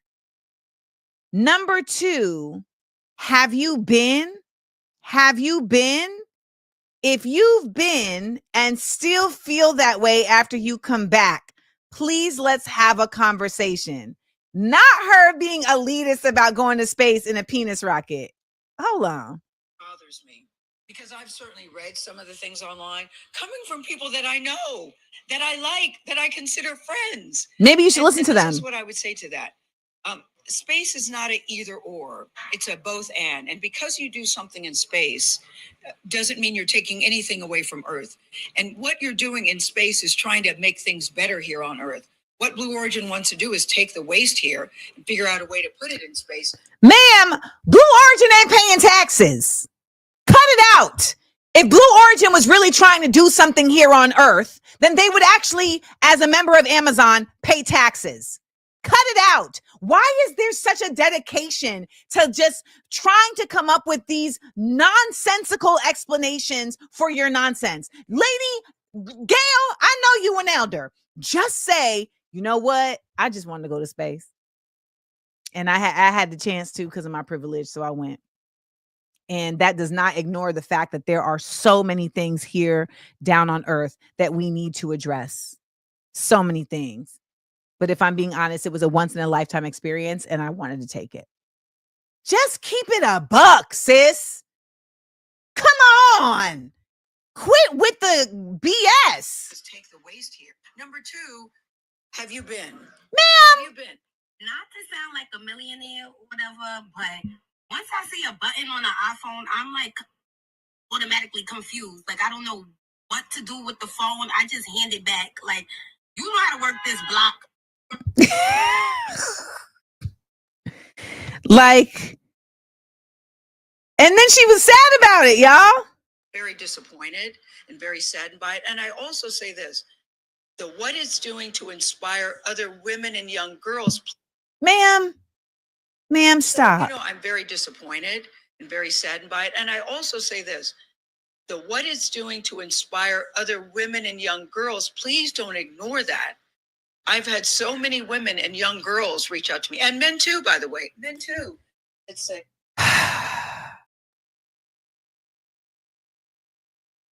I just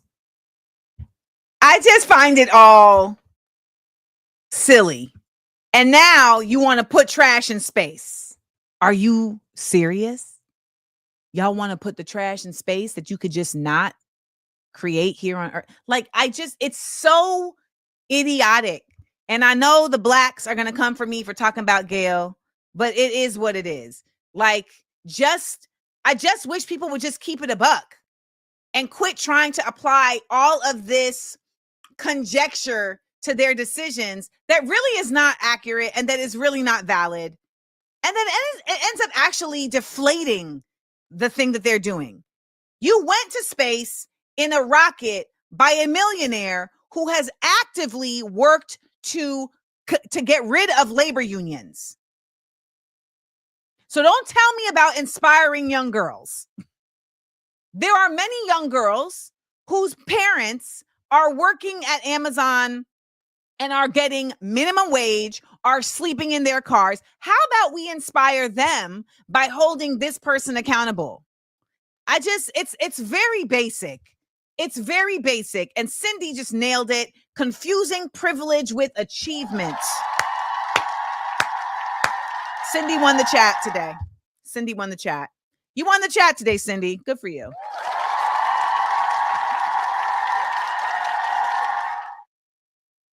Oh, really? The blacks aren't happy about this? I'm glad to see that. All right, my black people. We on the same page. We ain't been on the same page in a minute, but I'm glad we on the same page. Whitey on the moon. Whitey on the moon. You know, I don't know if y'all know about Whitey on the moon. Do y'all know about Whitey on the moon? Whitey on the moon is a poem by Gil Scott-Heron. Okay. And it's a very, it's a very prescient poem. And it says, a rat done bit my sister Nell with Whitey on the moon. Her face and arms began to swell, and Whitey's on the moon. I can't pay no doctor's bills, but Whitey's on the moon. 10 years from now, I'll be paying still while Whitey's on the moon. You know, the man just upped my rent last night because Whitey's on the moon. No hot water, no toilets, no lights, but Whitey's on the moon. I wonder why he's upping me because Whitey's on the moon. Well, I was already giving him $50 a week, and now Whitey's on the moon. Taxes taking my whole damn check. The junkies make me a nervous wreck. The price of food is going up, and as if all that crap wasn't enough, a rat done bit my sister Nell with Whitey on the moon. Her face and arms began to swell, and Whitey's on the moon. Was all that money I made last year for Whitey on the moon? How come I ain't got no money here? Whitey's on the moon. You know, I just about had my fill of Whitey on the moon. I think I'll send these doctors' bills airmail special to Whitey on the moon.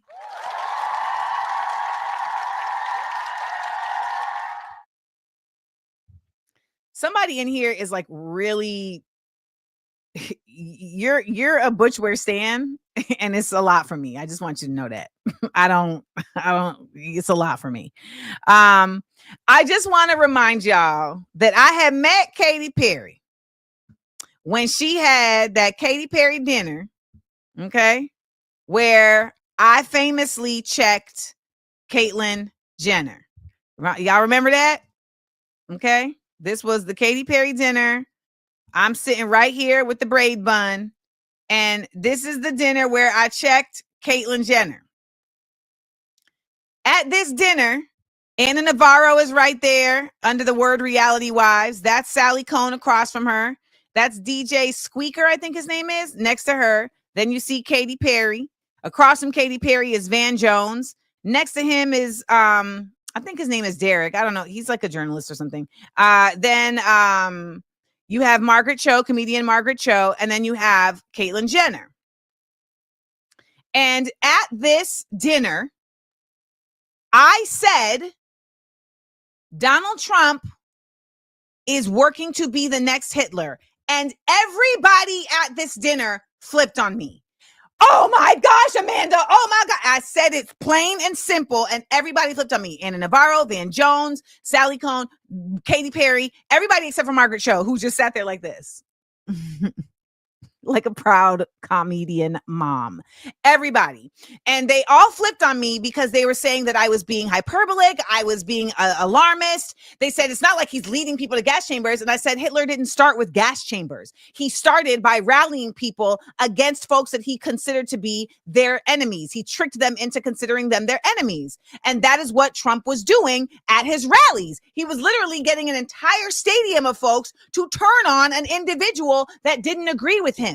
And they were like, oh my gosh. And then Van Jones was like, Caitlyn, what's going on with you? You seem sad. You seem sad. And she was like, I'm just very upset. I'm very upset that you would apply such a heinous characterization to our president. I'm just very upset by this. And then I shut up because I realized I was in a room. I was in a room of ignorance. And that at the end of the day, the truth was going to come to pass. And these same people would still be here. But you know what? One of them wasn't, because she ended up being a Whitey on the moon.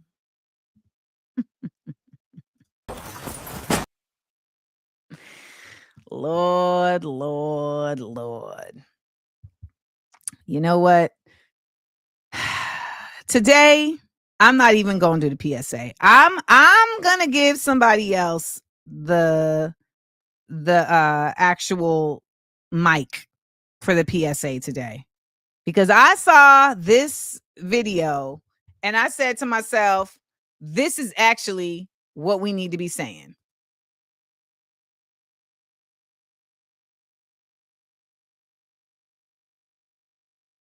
AmandaLand.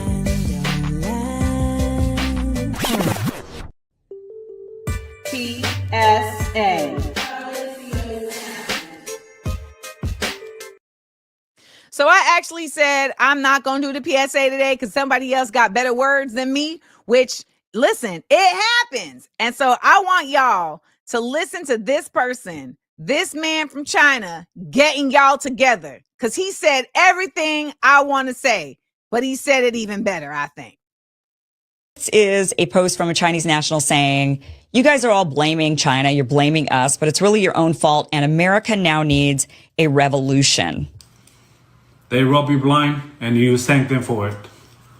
That's a tragedy. That's a scam. That's why I'm saying this right now.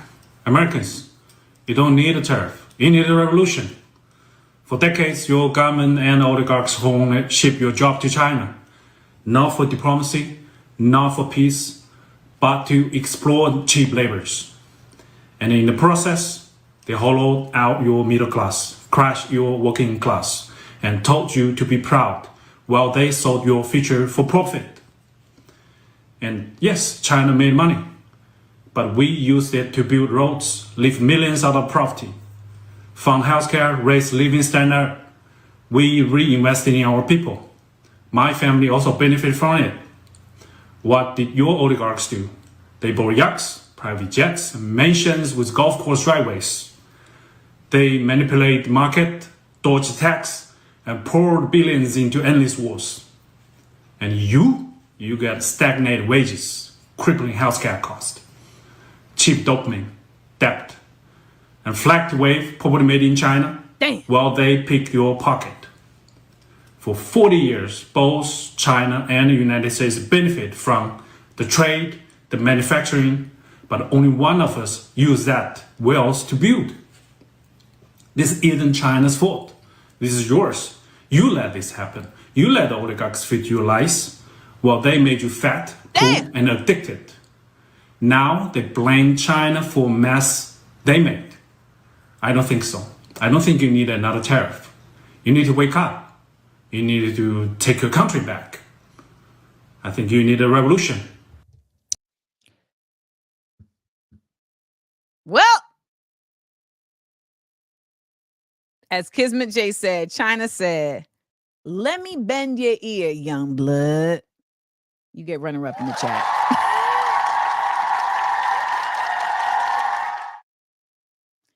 And Sarah, thank you for giving us this very necessary reminder. This is an infant country. The United States is barely new compared to the rest of the world. China has had civilizations and dynasties that have existed 10 times longer than the existence of this country. Many of the nations in this world have. It is the United States and its continued effort of just ego that continues to see this happen. And this has happened with other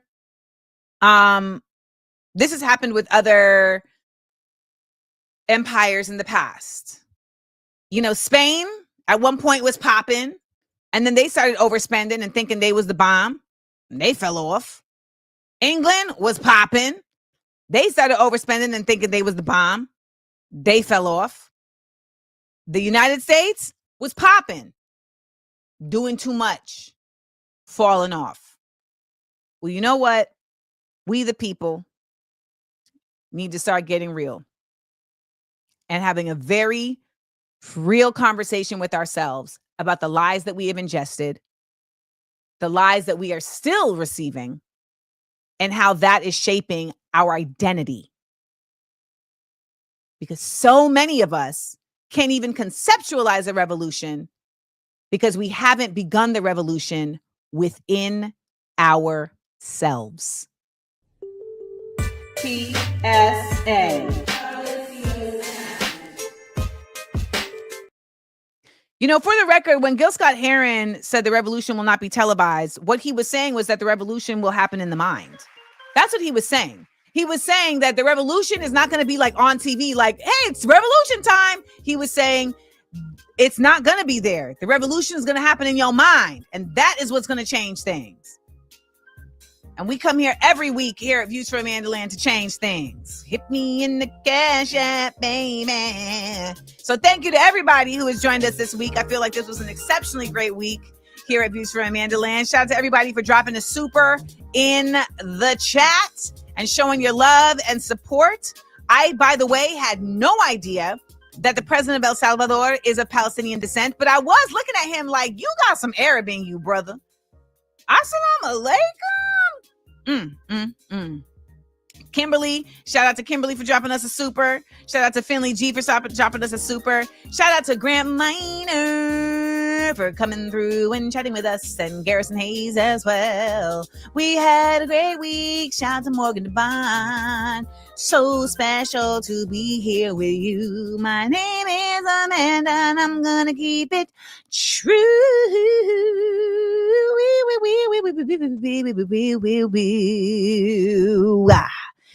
Remember that I will be tomorrow doing the Passage Posse. Actually, Friday night I will be live on YouTube with Topher Shanks doing the Topher Shanks giving you her QVC version of this recent drop. Oh my gosh, man, to get together. Topher Shanks will be doing her QVC edition of the latest drop at AmandaLand Exports, the Love is a Mother drop. And before we go, I will play that ad one more time. But first, we need to have our 30 seconds of stillness. Everybody have a great week. Let's remember to keep our minds and hearts lifted and raised. And again, get your notebook for dispelling the lies. Get your notebook. Start making yourself into the academic, the intellectual that you may have not ever given yourself a chance to be. You didn't have to go to a fancy university to get there. You just need to have your mind and intention there. And it is going to be that. It is going to be giving yourself permission to elevate intellectually. That is going to give everything else in your world the permission to fight for the allowance of it being elevated and not suppressed by these folks who want you to live under their thumb. Get out of here. We ain't with that. We ain't never been with that. And we not going to be with that. Remember, we are each other's business. When we look out for each other, we lift each other up. Peace, y'all. 30 seconds of stillness.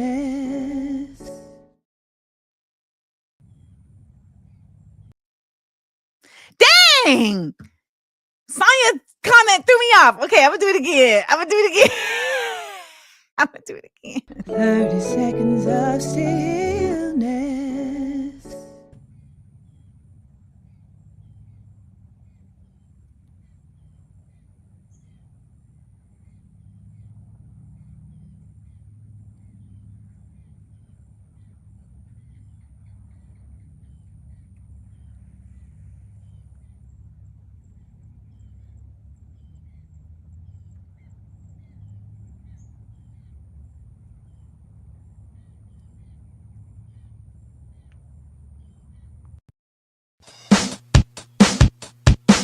I was a model, then an actress. Now I got the Topher Shanks show. Got the Topher Shanks show. Strong, black, beautiful woman. Topher Shanks show. What y'all niggas watching?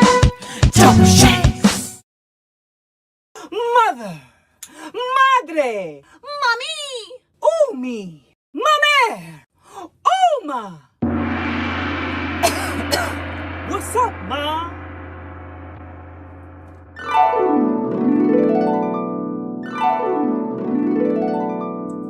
It's time for another edition of Tobra's Kings! And as you can see, we have got something special for you.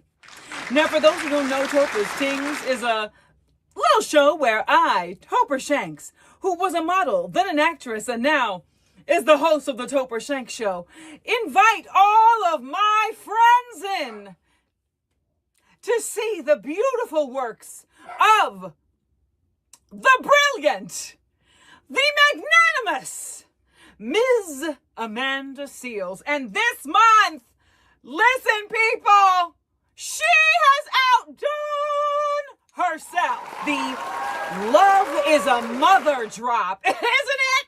Isn't it? Love is a mother. No, that's a double entendre.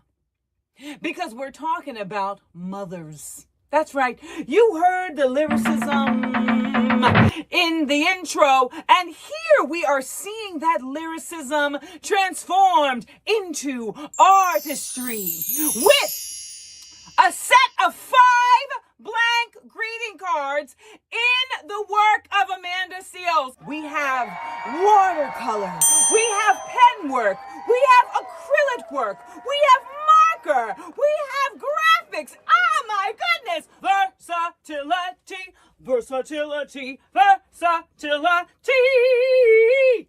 Versatile is what we're talking about. We also, of course, have the Love is a Mother pin. And this pin is so incredibly beautiful. Look at the delicate lines. Look at the detail. Look at the beauty of the actual image. The brown on brown, sinuous lines representing the wholeness of love for all the mothers. Along with this is, of course, a signed bookmark. In these days and times, you better be reading. Especially to the children. For all the mothers out there of children, you better be reading. Yeah, you better be educating. You know, they say that the United States, as an average, reads on an 8th grade reading level. That's no good. Maybe that's why we're not protesting or resisting the way we should. Lean into your creative heart and give a mother you know a gift of a Mother's Day card created by Ms. Amanda Seales with the Love is a Mother gift card set. Now, you are in for a treat in honor of Ms. Seales' mother, who loves a deal. This month at AmandaLand Exports, you can either get the pin and signed bookmark, or you can get the 5-card gift card set that comes with the sticker sheet, or you can get a bonus bundle combining the gift cards, and the bookmark, and the pin, and the sticker sheet, all for $10 off. I know. That's a mother of a deal if I say so. Mama, Mama, you know I love you.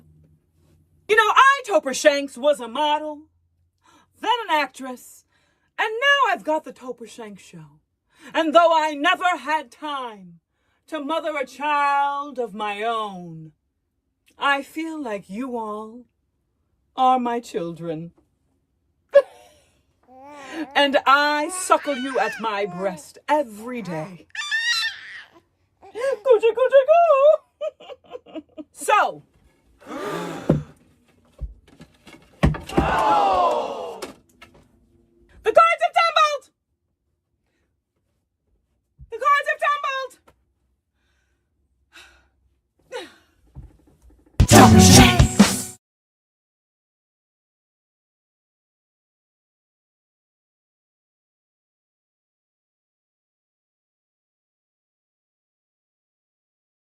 I enjoyed laughing and learning with you.